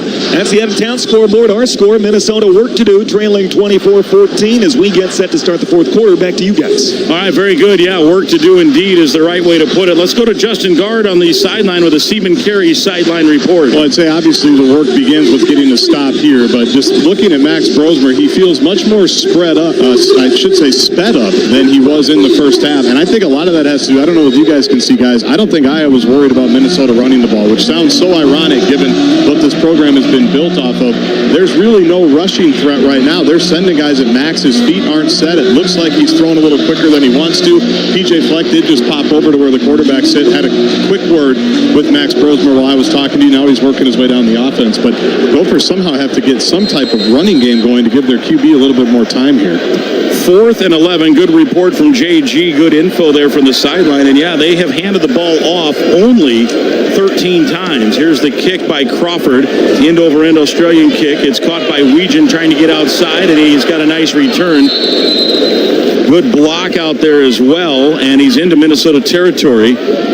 Caught it at the 38 and got to the 49 of Minnesota. 42-yard punt, 10-yard return. And the Gopher punting game, outside of the one they downed at the 2-yard line, has just not been very efficient. Short punts, and then Weegan's gotten some returns on it as well. And they're all the way now to the 47-yard line. I mean, they're a pass completion away from field goal range. No, and that's exactly, as an offense, that's what you want to be. You want to have nice field position, and Iowa's had it for the majority of this game. Yeah, Iowa's averaging 50 yards a punt, Minnesota 41. And then you factor in the return game, and weird enough, some of those long Iowa punts came into a pretty good breeze in the first half. Here's a handoff to Johnson, huge hole right side, 40, 30, down the sideline and angled out, never was tackled at the 19-yard line. And they just are having no contain, 33 yards. He's over 200 yards on the day, Caleb Johnson. That was just a track meet right there. He just got out the perimeter, just ran to the sideline, got a little tired, and was forced out of bounds. But got to have some penetration up front, and linebackers got to scrape and get to him, and that is not happening. 206 yards rushing, 21 carries by the nation's leading rusher in total yards. He's going to get a breather to Caleb Johnson. Patterson is in. Patterson had a long touchdown last week against Troy State. 1 to snap. Iowa gets it off, and they're going to try another end run. Oh, and nearly lost it. But Weegan breaks one tackle, and instead of a 10-yard loss, now the ball popped out. Are they going to say it's a fumble? The line judge is discussing it. He's on his microphone to his fellow officials, and they say he was down. Baranowski recovered it. It's a reviewable play. Weegan got out of the hold on what would have been a 10-yard tackle loss for Smith, and then got 7 yards on it, and it'll bring up 2nd and 4. Didn't get a great look. Baranowski, they're not going to review it, so I think he was definitely down, it looks like. Patterson will stay in.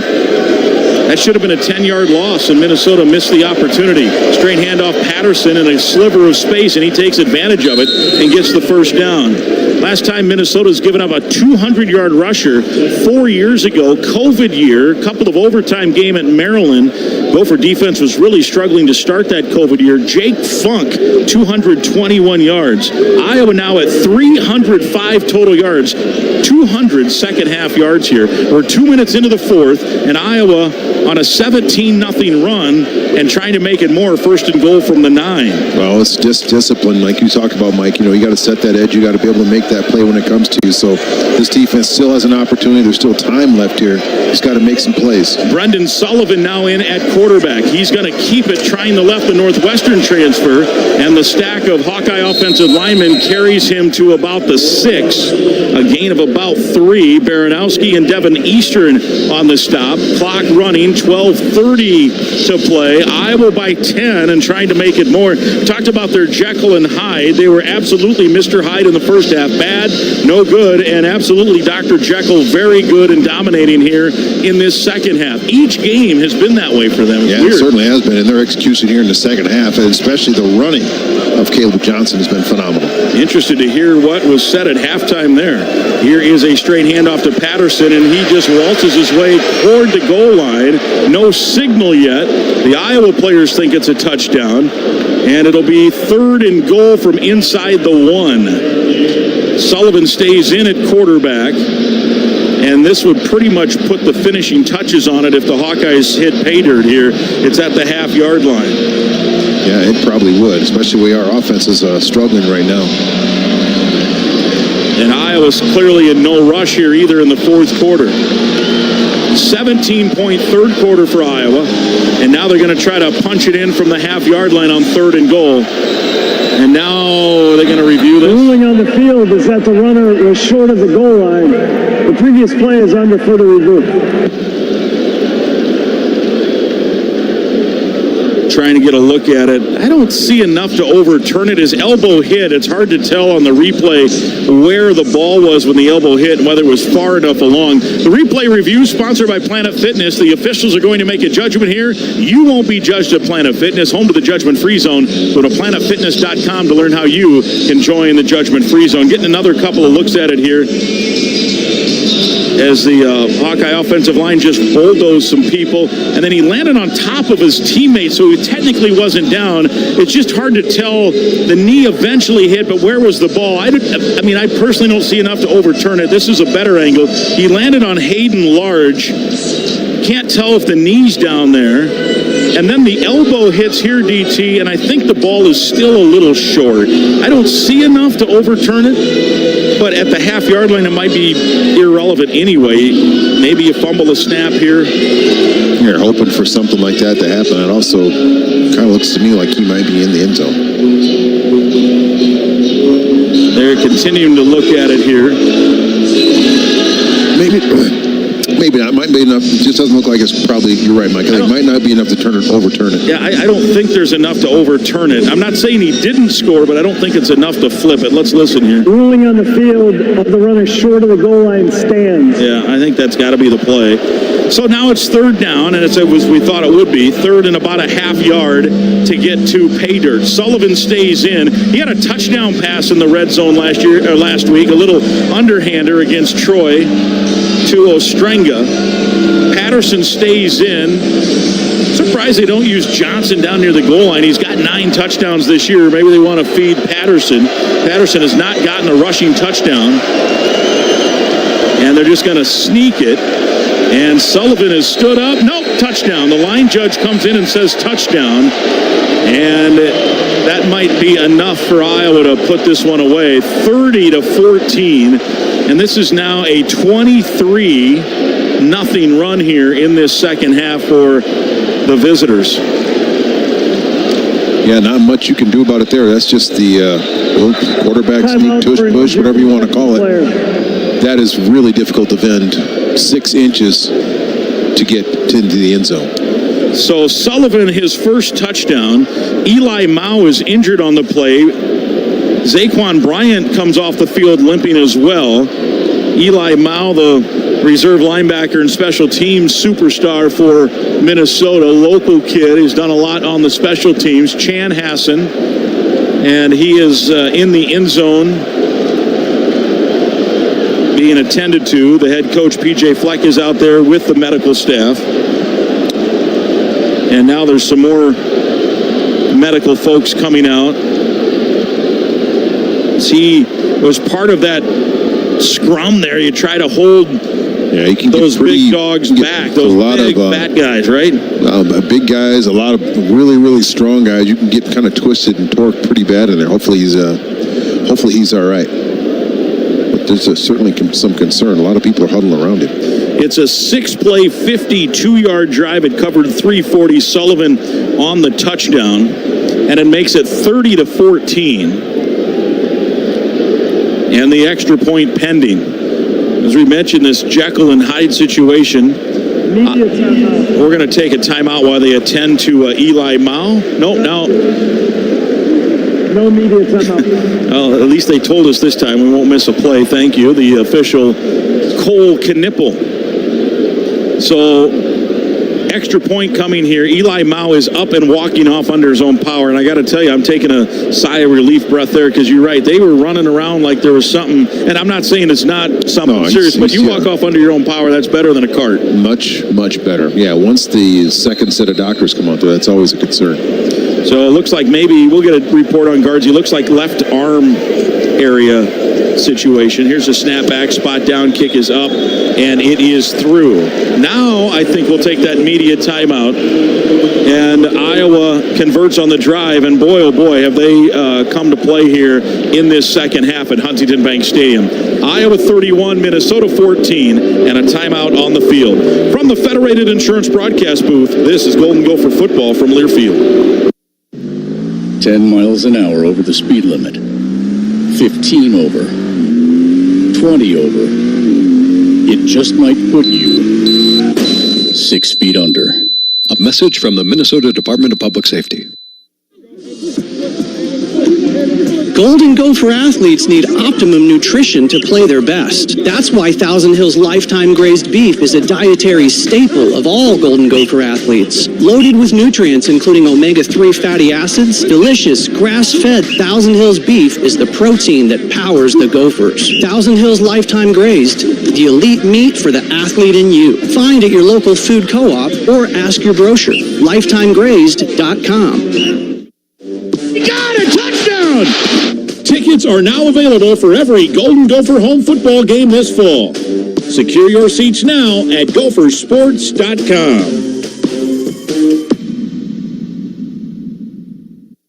Today's game is brought to you by Progressive Insurance. This is Golden Gopher football from Learfield. A good neighbor would give you a cup of sugar if you asked. At Truestone Financial, we don't have any sugar, but we do have something even sweeter. Open and use a Truestone checking account, and we'll give you up to $350 cash back. It's not exactly what the recipe called for, but $350 can buy you a lot of cookies. It's true, because we're Truestone. Learn more and sign up at truestone.org. Offer subject to terms and conditions. Recipient responsible for applicable taxes. Membership required. This is Mike Grimm for Washburn-McCreevy Funeral Chapels and Cremation Services with 18 Twin Cities locations. Washburn-McCreevy is celebrating more than 165 years of serving Minnesota. When the time comes to remember a loved one and to celebrate life, let Washburn-McCreevy guide you. Go to washburnmccreevy.com to find out more. Since 1857, Washburn-McCreevy and the Golden Gophers, proud of the tradition they've established.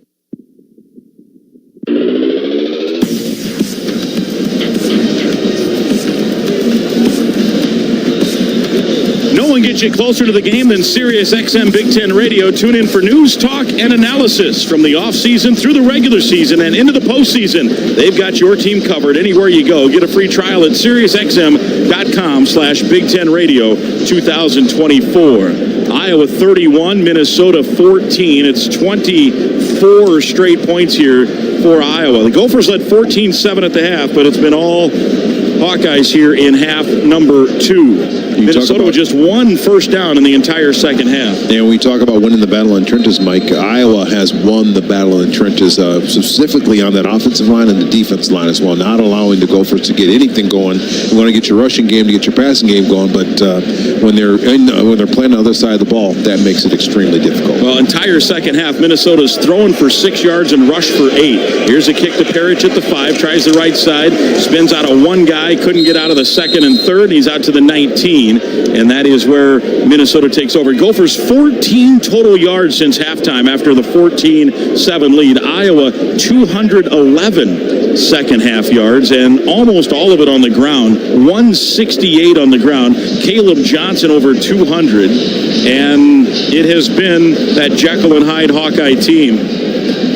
Minnesota has to lick its wounds here. They got Michigan, who just sprung a big win at home against USC today. That's next week. Iowa gets to rest next week, and then they don't have a real easy one after that at Ohio State. Here's a quick hitting pass caught by Spencer, and he works his way across the 25 to the 27, a gain of 8 on first down, and maybe that'll get some rhythm. Certainly the game is not over, but man, 11 minutes to go, and down here 31-14. They're going to have to score every possession. You're going to have to score every possession, but still, you just really got to get some momentum, Mike. You got to need some opportunities to score, and this, we have an opportunity to score, but we got to get some momentum and let that defense rest and regroup a little bit over on the sideline. 10:35 to play now. Here's a toss sweep left to Darius Taylor, and he's chopped down near the stick and clearly dependent on the spot. He needed about 3, got just short of 3. It'll be third and less than a yard here for the Minnesota Golden Gophers. Well, they're all important, but this is a very, very key third down situation. We need to have our offense stay out on the field and let that defense rest just a little bit over on the sideline. Here, trailing by 17, likely 4-down territory. They got less than a yard here. Under center is Brosmer. In motion, Daniel Jackson. and it's a straight quarterback sneak, and it's a first down, a 2 or 3 yard gain. A good push there up front. Greg Johnson, Tyler Cooper, Ashton Beers and company. And let's see if Minnesota tries to up tempo here a little bit, just to try to get as many plays in as they can here. Yeah, try to get some plays in, try to just change the pace a little bit. But that, as well as our offensive line played in that second quarter, our third quarter, they've barely got an opportunity now in the fourth quarter. Hopefully, can mount something up here. 318 total yards for Iowa. They had just 107 at half in a first half pretty well controlled by Minnesota, particularly the second quarter. Rosemer to throw. Near side caught by Taylor, and it's Castro that brings him down. Taylor kind of lost his footing as he was trying to break the tackle. Gain of just 2 to the 32. Rosemer now 20 for 34 and 179. Now they're going to hustle it up to the line of scrimmage. No huddle on 2nd and 8. Taylor has 2 grabs, 11 yards. Jackson 8 for 99. Here comes the safety blitz. Minnesota throws, and it's a good pitch and catch, and that is Lamecki Brockington out to the 48-yard line. He's ushered out there by Jermari Harris, the graduate out of Chicago. 15-yard pitch and catch, and a nice play there. I just like that. It's like a 12 or 13-yard hitch out on the perimeter. That seems like that's just about Max's best throw. 8:35, Minnesota with a little faster tempo here. You know, as we talked, you punch one in here, you never know. It's a long throw across the far side, and there's Jackson with the catch and a 14-yard pickup inside the 40 to the 39-yard line. And Deshaun Lee in coverage. He's over 100 yards now for the second straight year against Iowa. 101 last year, and now for Jackson, he is at 112. Clock winds, 8:13 and ticking. Minnesota trailing 31-14. 9 grabs, 112 for Jackson. Rosemer to throw again. Pass rush comes, fires over the middle. Ball tipped, intercepted. Quinn Schulte has the INT. He's trying to work to the sideline, and Spencer tackles him there. Ball was tipped, good coverage, and then playing center field was Schulte. And for Schulte, that's his first interception of the year, second for Rosemer tonight. And the Hawkeyes thwart the Gophers' scoring threat, and we have a timeout on the field.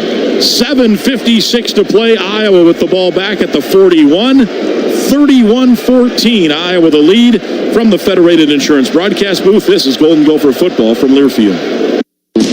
With the Golden Gophers, every touchdown is more than just a touchdown. It's a testament to the teamwork, elbow grease, and can-do attitude it takes to make it to the end zone. And while our fields aren't the kind you throw passes on, Case IH knows every successful farm is more than just a farm. It's the product of top-notch tillage, planting, harvesting, hay, and forage equipment at the hands of hard-working growers. Settle the score with superior tools by visiting your local Case IH dealer or go to caseih.com/Gophers. Go Gophers! Save money at the pump while helping Minnesota's economy and environment by fueling up with E15, also known as Unleaded 88. Unleaded 88 is a Minnesota-made renewable fuel that reduces emissions, lowers prices, and improves engine efficiency. Find one of Minnesota's nearly 500 gas stations offering Unleaded 88 at mnfuels.com or download the Minnesota Biofuels Locator app from the Apple App Store or Google Play Store today. Minnesota Biofuels Association, Minnesota-grown energy for today and tomorrow. At RBC Wealth Management, helping the communities where we live and work is at the heart of what we do. That's why we're proud to partner with Gopher Sports on Goldie's Family. At every Gopher home game, Goldie's Family gives a family staying at the Ronald McDonald House an exclusive game day experience. By supporting our youth and their families, RBC Wealth Management strives to make tomorrow better for everyone in our communities. RBC Wealth Management, a division of RBC Capital Markets, LLC, member NYSE, FINRA, SIPC. The University of Minnesota's College of Food, Agricultural, and Natural Resource Sciences is training tomorrow's leaders. A recent survey shows that 90% of high schoolers say it's important to pursue careers in addressing hunger, sustainability, environmental conservation, and natural resources. And more than a third are interested in working in food, agriculture, natural resources, and the environment. Teens care about the complex challenges facing our world, and CFANS is where they can prepare for careers with a calling. For more information, visit cfans.umn.edu. Welcome back to the 12th annual Celebrate Ag and Food Day, presented by Bex, CHS, Compeer Financial, and Undeniably Dairy. Minnesota-made unleaded 88 improves air quality by reducing emissions. If all gasoline consumed in Minnesota was unleaded 88, it'd be the equivalent of removing nearly 250,000 passenger cars from Minnesota roads every year. Find a station near you at mnfuels.com. It is Celebrate Ag and Food Day. Welcome back to the Federated Insurance broadcast booth. Mike Grimm and Daryl Thompson with you. JG on the Minnesota sidelines. And it's all Hawkeyes here in half number 2. Not good news to report if you're someone wearing maroon and gold tonight. 31-14. Iowa's on a 24-0 run here in the second half. 17 third quarter points. A touchdown here in the fourth. They just get an interception, and now a handoff to Caleb Johnson, who barrels his way, or make that Patterson. He barrels his way for a 4-yard gain. Patterson not as big as the Hamilton, Ohio product, Caleb Johnson. He's out of Pompano Beach, Florida, 5'10", 195. Johnson goes 225, but a little bit of thunder and Lightfoot here. Two really nice backs. You know, Caleb, 21 carries, 206 yards, 3 touchdowns. Has had a phenomenal afternoon. He might be done for the day, so Patterson might be able to finish off tonight here with 7 minutes and 20 seconds to go in the game here for the Hawkeyes. Iowa now huddling and waiting until 8 on the snap clock to break the huddle. Clearly in their 4-minute offense, in this case, to burn as much time as they can with the lead. And they do snap it with one. It's a little play action, and they throw to the tight end, Hayden Large, and he's somersaulted out there by Zaquan Bryan short of the first. It's a gain of a couple. And it's 3rd and 3 here. Under 7 minutes to go. Eastern coming in, Nate Becker coming out on the defensive line for Minnesota. Cade McNamara with 59 passing yards in the game, but it's been the ground game, 263 rushing for Iowa here, and much of that in half number 2. In fact, you take out the McNamara sacks, and it's even better than that. NFL stats do remove sack yardage. Here's a handoff to Patterson, and he is short of the first. Good job there, spinning forward. He got a couple, and that was that a direct snap? A direct snap to the running back. Green was the man who made the stop, and he's injured again on the play. He has been off the field once with an injury, looked like his arm, and now they're quickly going out to check on Darius Green. He got a little shook up on there. Might have hit his head. Hopefully he's all right. Yeah. We'll take the timeout here. Patterson also came up, not woozy, but a little slow. He kind of shook his head himself there. That was a pretty good collision at the point of attack. Gill also was up a little slow there as he got up. He was one of the blockers on that play. Let's take the timeout. Stay with us. 31-14. We're in the fourth. 6:21 to go. Iowa will be punting, we think, when we come back. This is Golden Gopher football from Learfield. Gopher fans, make the most of your stay in the Twin Cities by choosing one of our Gopher Athletics preferred hotels. Courtyard Minneapolis downtown, Hampton Inn and Suites, Home to Suites University area, Aloft Minneapolis, and Days Hotel by Wyndham on University. Our preferred hotels offer convenient location, competitive pricing, and a wide variety of amenities to suit any Gopher fan. Visit gophersports.com/preferred hotels for more information and to book your next stay. Hotels participating in the Preferred Hotels program are proud sponsors of Gopher Athletics. All the special interests are represented in St. Paul. But who speaks for you? Center of the American Experiment does. Our policy fellows dig into the tough issues that matter to you and offer common sense solutions on education, taxes, crime, and energy. American Experiment is the trusted, nonpartisan voice of Minnesotans like you. We are working every day to make Minnesota a better, safer, more prosperous place. We are American Experiment. Go to AmericanExperiment.org to learn more. Today's Celebrate Ag and Food Day game is presented by Beck's, CHS, Compeer Financial, and Undeniably Dairy. This is Gopher football from Learfield. Everlight Solar is the premier home solar company in the Midwest and a proud sponsor of Minnesota Gopher Athletics. We make going solar simple and affordable with $0 down. To learn more about solar for your home or see our employment opportunities, visit everlightsolar.com. Prairie Farms is a proud supporter of Gopher Athletics and the Student Athlete of the Month. Each time you purchase Prairie Farms dairy products, you're supporting local farm families right here in Minnesota. We're committed to providing the highest quality, award-winning dairy products for your family to enjoy. Visit prairiefarms.com for recipes and coupons, and enter for a chance to win dairy prize packages. Support Minnesota dairy farmers, and remember to drink local with Prairie Farms. I'm a coffee lover, but buying coffee out is one of my worst spending habits. That's why I decided to get more from my morning routine by enjoying 20 cups of deliciously rich coffee with Coffee Mate for the price of one coffee from a coffee shop. It's a no-brainer. It's coffee's perfect mate, Coffee Mate.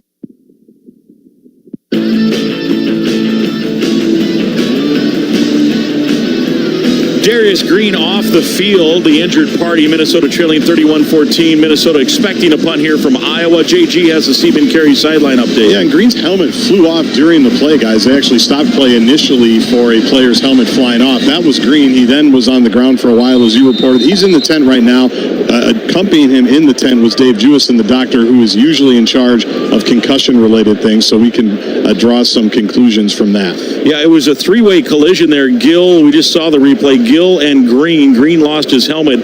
Patterson was up. He was the ball carrier. He's the third party involved there, but Gill was also slow getting up. Clock will wind now, the 25-second play clock. Iowa will likely try to wind as much as it can. Punt team is out.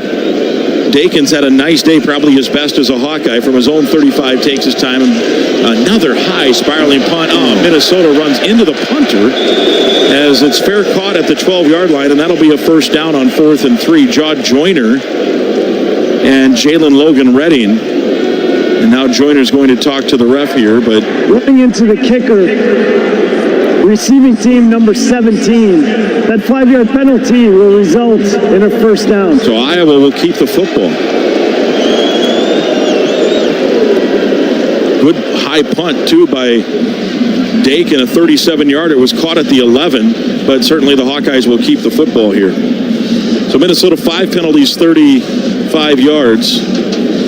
Joyner was trying to hold him up. He hit him, and Dakin then kind of flopped watching the replay. He was trying to hold him up as there wasn't a big collision. But still, though, you just got to go past it. Yeah, it's not that big of a deal. It's just too many self-inflicted wounds here. I think you got to throw the flag there, right? It's running into the kicker. It is. I mean, it wasn't malicious or anything. You try to hold the guy up, that means you hit him, First and 10 from the 46. Cade McNamara is in at quarterback. He was out on that last play on third down, we think. We were trying to figure it out. We think James Reeser was the handoff man on that play. This is Patterson. I think Johnson's day is done at 206 yards and 3 touchdowns. Strigo was in on that stop. Patterson is now putting together a nice night. 13 carries, 51 yards, 56 yards now with that pickup. Second, and we'll call it a long 6 here. 5:15 and counting. The only good news for Minnesota fans out of this is that the traffic is going to clear out fairly quick. There's folks leaving, and we're pretty much, about a third full, less than a third full. I'd agree with that, yeah. Here's the handoff to Patterson again, and Strigo drags him down after a gain of a couple to the 39. Third down and 4. Iowa, the last couple of years, has just, as we know, not been very good on offense. Last year, they were last in the country at 235 yards a game. This year, coming in, they averaged 419. The last 2+ years, they've only had 2 games over 419. They're averaging that this year. Here tonight, they've had a pretty anemic passing attack, but the running game, as has been the case the first 3 weeks, has been pretty much unstoppable here. Well, they do have a tremendous running back, but over the course of the season, they'll need to put the ball in the air more, but they do have that ability with Sullivan or with McNamara. McNamara runs it right down to 0, hands it off to Patterson, working the right side, and looks like he backpedals his way for a first down. Ooh, and the late little flag. Is that going to be a flag? Nope. There's little extracurriculars with Jennings Dunker, the right tackle, and Jaw Joyner, the left defensive end. Jaw did give him a little slap to the side of the helmet after the play was over, but there was blocking happening after the play was over, and I think there's some frustrations going on there. So they move the sticks. 3:46 and counting. Stick around for the post-game show. We'll give you highlights from around the country, and JG will talk with the head coach, PJ Fleck, and we'll find out what the heck happened here after halftime. 3:30 to play here, 31-14. And all that's left here mostly are Iowa fans, and they've got a Let's Go Hawks chant to try to rub the salt a little into the wound. Here's a handoff to Patterson, and not much there. Lindenberg on the stop. Let's give you the events calendar. It's brought to you by M Health Fairview Pediatrics. With over 60 locations across the Twin Cities, M Health Fairview Pediatrics offers care that goes the extra mile without having to drive one. Learn more at mhealthfairviewpeds.org. Volleyball hosting Wisconsin Wednesday. Soccer at Wisconsin tomorrow. Women's golf traveling to Michigan State. Men's golf to Nebraska as they are competing this weekend. We can promote, too, a little bit of our buddy Tanner Hoops. He's got the call here on many of these Gopher Radio Network stations Wednesday night, a sold-out border battle at Maturi Pavilion. McNamara spinning, handing off left side Patterson. Ethan Robinson brings him down at the 30. And we are approaching the 2-minute warning. As the clock approaches that 2-minute warning, Tanner, tell us about Wednesday night Minnesota-Wisconsin volleyball across the street. Yeah, it doesn't get a whole lot bigger than that. Last time that the Badgers came to Maturi Pavilion, we swept them. That was a couple of years ago, and that's always one people get up for. It's going to be a big week, you know. Finished the non-conference really strong, won 6 in a row, all via the sweep, and come in at 7-3. So we're excited to see what that looks like. And then Purdue is going to be a fun matchup on Saturday, a team with high expectations in the big. So it's going to be a big week for Gopher volleyball across the street. No doubt. You can hear both those games, all home matches on the Gopher Radio Network, the Varsity Network app, KFAN Plus here, local Twin Cities, and on gophersports.com. There's the 2-minute warning. Iowa 31, Minnesota 14. This is Golden Gopher football from Learfield. Guardsy. 2-minute warning. What am I hanging on for?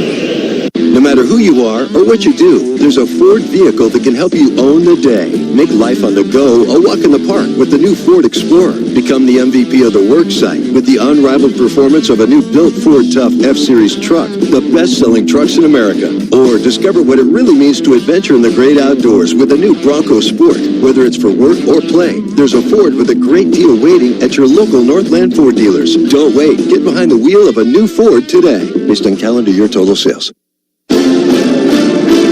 It takes hard work to be the best in the game. Planning, commitment, resilience, sweat. That's why Old Dominion Freight Line, the #1 national LTL carrier for quality, works hard to be the best in the game and is proud to support those striving to be the best in theirs. Old Dominion Freight Line, official freight carrier of Minnesota Athletics, helping the world keep promises. Today's game is brought to you by Barbasol Shaving Cream. This is Golden Gopher football from Learfield. Do you know how plastic bottles become shirts, shoes, or backpacks? What happens when your recyclables leave your curb? Can they really become something new? Visit WM.com to learn how WM helps turn your plastic bottles into everyday products, giving materials a second life. WM has the recycling infrastructure, innovation, and expertise to serve our Twin Cities community and care for our planet. The recycling process starts and ends with you. Visit WM.com to learn more. Gopher fans, check out the spot for Gopher Weekly with PJ Flack. The Tipsy Steer in High Pines in Roseville is a great place to watch the games with a large outdoor space to eat, drink, and hang out with your friends. Check this place out. Locally owned refreshing beverages and food sourced from area farmers, serving up menu favorites like bacon lollipops and armadillo eggs. The sassy menu also features brick oven pizzas and acclaimed burgers. Tipsy Steer in High Pines in Roseville, County Road C in Snelling in Roseville, or online at tipsysteer.com. Go Gophers!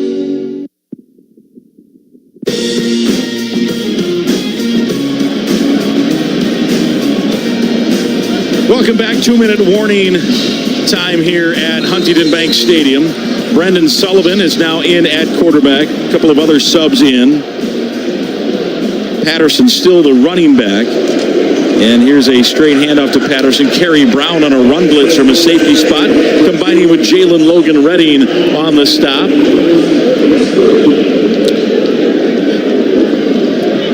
And it's 4th down. We'll see what Iowa wants to do here.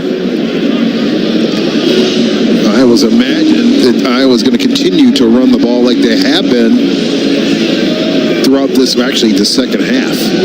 Going to run the ball, they're going to run the clock. Yeah, no need to try to kick a field goal here. So they'll go for it here on fourth down. Out of the pistol set, Patterson, the running back, Sullivan, the Northwestern transfer at quarterback. Minnesota saw him in Evanston last year. And it is a keeper by Sullivan, and he lost his balance and falls down in the backfield, and Minnesota will get it with 1:12 to go. Kerry Brown, the closest man there. So he'll get credit for a sack there. The old, one of those hash marks tripped him up. Yeah, that happens every once in a while. That'll be his first sack of the year. He had 2 interceptions last week, Kerry Brown.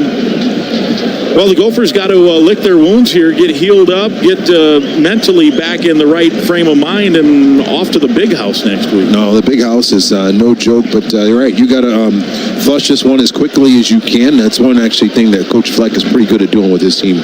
Adjusting, make the adjustment you need to your mistakes, and then let's get ready and get ready to play Michigan next week. JoJo Newbin now in. He's got the handoff, and a couple of handoffs, and this one will be done. And now Quinn Carroll, I think, frustrations. No penalty, but a late block on Will Hubert there. You know, Quinn Carroll, 60-year guy, last chance here, won it last year down in Iowa City, and I think they were feeling really good here about the way this game was unfolding, and then just the trapdoor falls out here in half number 2. Absolutely, the trapdoor and that the offensive line and Caleb Johnson and that his running game really took over here in the second half. Final play of the game here, under 40 seconds to go. Newbin will likely get the handoff. There's a simple handoff. It is to Newbin, and he slithers his way across the 45 and a gain of about 6. He'll have 2 carries and about 9 yards. And again, a little tempers flaring there as Greg Johnson gave a late shove from the offensive line in Iowa. Floyd of Rosedale is down to the left. All the photographers down there. PJ Fleck, light jog across the field where he will shake the hand of the Iowa head coach Kirk Ferentz. And the Hawkeyes got the job done in half number 2. Pat on the shoulder for each coach. And Kirk Ferentz certainly happy to get out of Minneapolis. And unfortunately, the Floyd of Rosedale trophy is headed back to Iowa City. Ferentz now 19-7 all-time against the Minnesota Golden Gophers. We'll take a break. The post-game show is on the way. Final, Iowa 31 and Minnesota 14. Halftime show is presented, the post-game show is presented by Affinity Plus Federal Credit Union. That is on the way next. And this is Golden Gopher football from Learfield.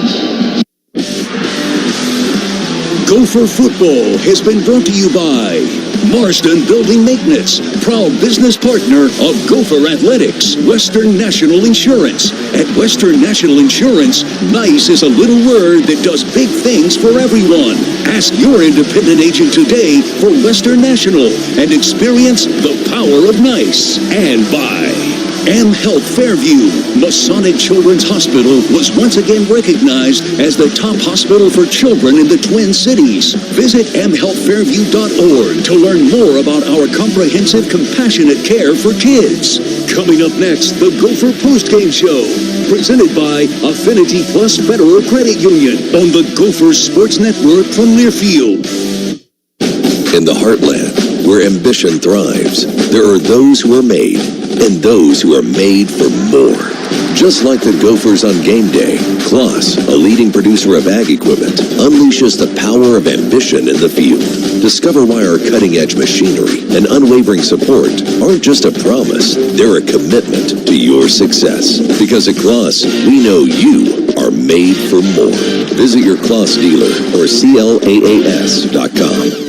No matter who you are or what you do, there's a Ford vehicle that can help you own the day. Make life on the go a walk in the park with the new Ford Explorer. Become the MVP of the work site with the unrivaled performance of a new built Ford Tough F-Series truck, the best-selling trucks in America. Or discover what it really means to adventure in the great outdoors with a new Bronco Sport. Whether it's for work or play, there's a Ford with a great deal waiting at your local Northland Ford dealers. Don't wait. Get behind the wheel of a new Ford today. Based on calendar year total sales. Hey Gopher fans, Minnesota-made and Gopher alumni-owned Old Dutch Foods is celebrating 90 years of creating taste sensations for loyal fans throughout the upper Midwest. Like their newest flavors, Ripple's Ketchup Potato Chips, Sweet and Salty Puff Corn, Crispy Bacon Potato Chips, and All-Dressed Party Mix. Find Old Dutch in the Gopher Garden before select home games sampling their latest flavors, or stop by your local store and pick them up today. Old Dutch, quality snacks since 1934. Crispy, crunchy, light and snappy, Old Dutch potato chips. You want the best for your child. So does M Health Fairview Masonic Children's Hospital. As the Twin Cities' longest-running, top-ranked children's hospital, many of the world's leading medical experts just happen to come with the most caring hearts. This combination of compassion and expertise is why Masonic Children's Hospital was once again recognized as the Twin Cities' top-ranked children's hospital by U.S. News and World Report. World-class, kid-focused care is available for all. Learn more at mhealthfairviewpeds.org.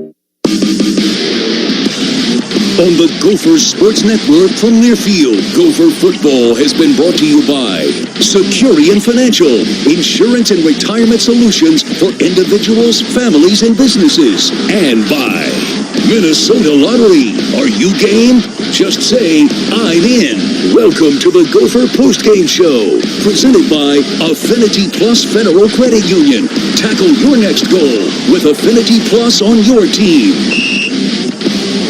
Well, a tale of two halves, no question about it. Gophers felt good at half, leading 14-7, controlled the second quarter especially, but out of the locker room, one of the concerns was no question the way Iowa has played in each of its first three games, and that was kind of a Dr. Heckle and Mr.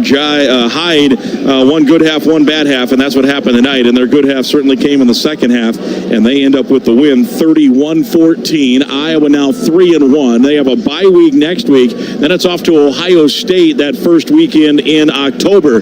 Minnesota at 2-2 and staring some tough sledding now the next couple of weeks. They are at Michigan a week from today, and we have confirmed that will be an 11 a.m. kickoff.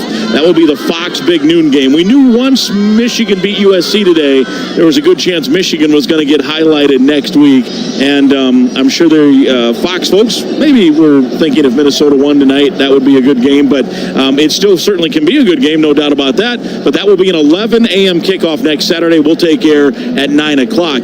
After Michigan, it's back home, but it's USC who's got to be hungry after losing to Michigan today, and the new kid in the block in the Big Ten is going to want to come into Minneapolis and win. So those are just a few of the things going on. It's time for our post-game recap, sponsored by Sunbelt Business Advisors. Alumni-owned Sunbelt serves business owners as Minnesota's largest seller of companies. And DT, what do you think happened after halftime tonight? No, I don't know exactly what happened, Mike, but sometimes your team just got to execute, and the other team comes out and they execute better and they wear you down, and that's exactly what that Iowa offense did, and that offensive line really executed well for Iowa, and the running back ran really well, and we got maybe just, to me, just a little bit sloppy. They allowed them to break contain a couple times, and for a big back like Johnson, you got to rally. You got to be around him. You can't let him get to the edge. You can't let him break contain, and that happened a couple times. Then once it does happen, it's just a steamroller, and he was a steamroller, and he rolled right over us. Yeah, finished with 206 yards, and they just absolutely dominated play after half with 24 second-half points.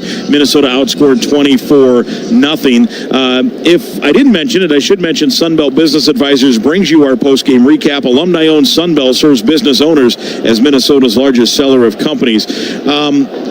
I don't know, the way that second half unfolded, I don't know if there's much momentum you can take out of a really good first half. I suppose you can watch film and say, here's what we did well, but it was a wonderful first half before, I think that is, there are some good things that happened in the first half, especially and particularly in that second quarter that you're going to want to highlight, and then there's some things you're going to want to talk about that happened during the third quarter, execution-wise, and particularly on defense, people not in the right lane, people allowing people to break contain, and then you're going to get back to blocking and tackling, and some of that did not happen in the second half in particular. All right, that is our post-game recap. It's sponsored by Sunbelt Business Advisors. They should be on your team roster if you're selling a business. Get your Sunbelt no-cost confidential business valuation started today. Visit sunbeltminnesota.com. Next week, it's at Michigan, so what happens this week to get ready for that one? I mean, it's just about flushing this game. You got to flush this game and just kind of move on, go get treatment, take care of yourself. Hopefully, Justin Wally comes back and the other players. And you got to figure out how we're going to get back to this run-pass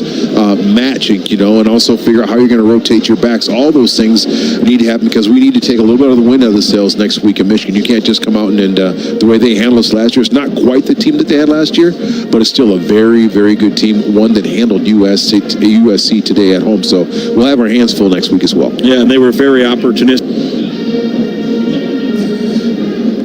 While we await PJ Fleck's appearance, let's do a affiliate salute presented by Minnesota Corn. Using university research and advances in technology, Minnesota corn farmers are driving toward sustainability while considering people, planet, and profit. You can learn more at mncorn.org. 10 seconds on the Gopher Radio Network.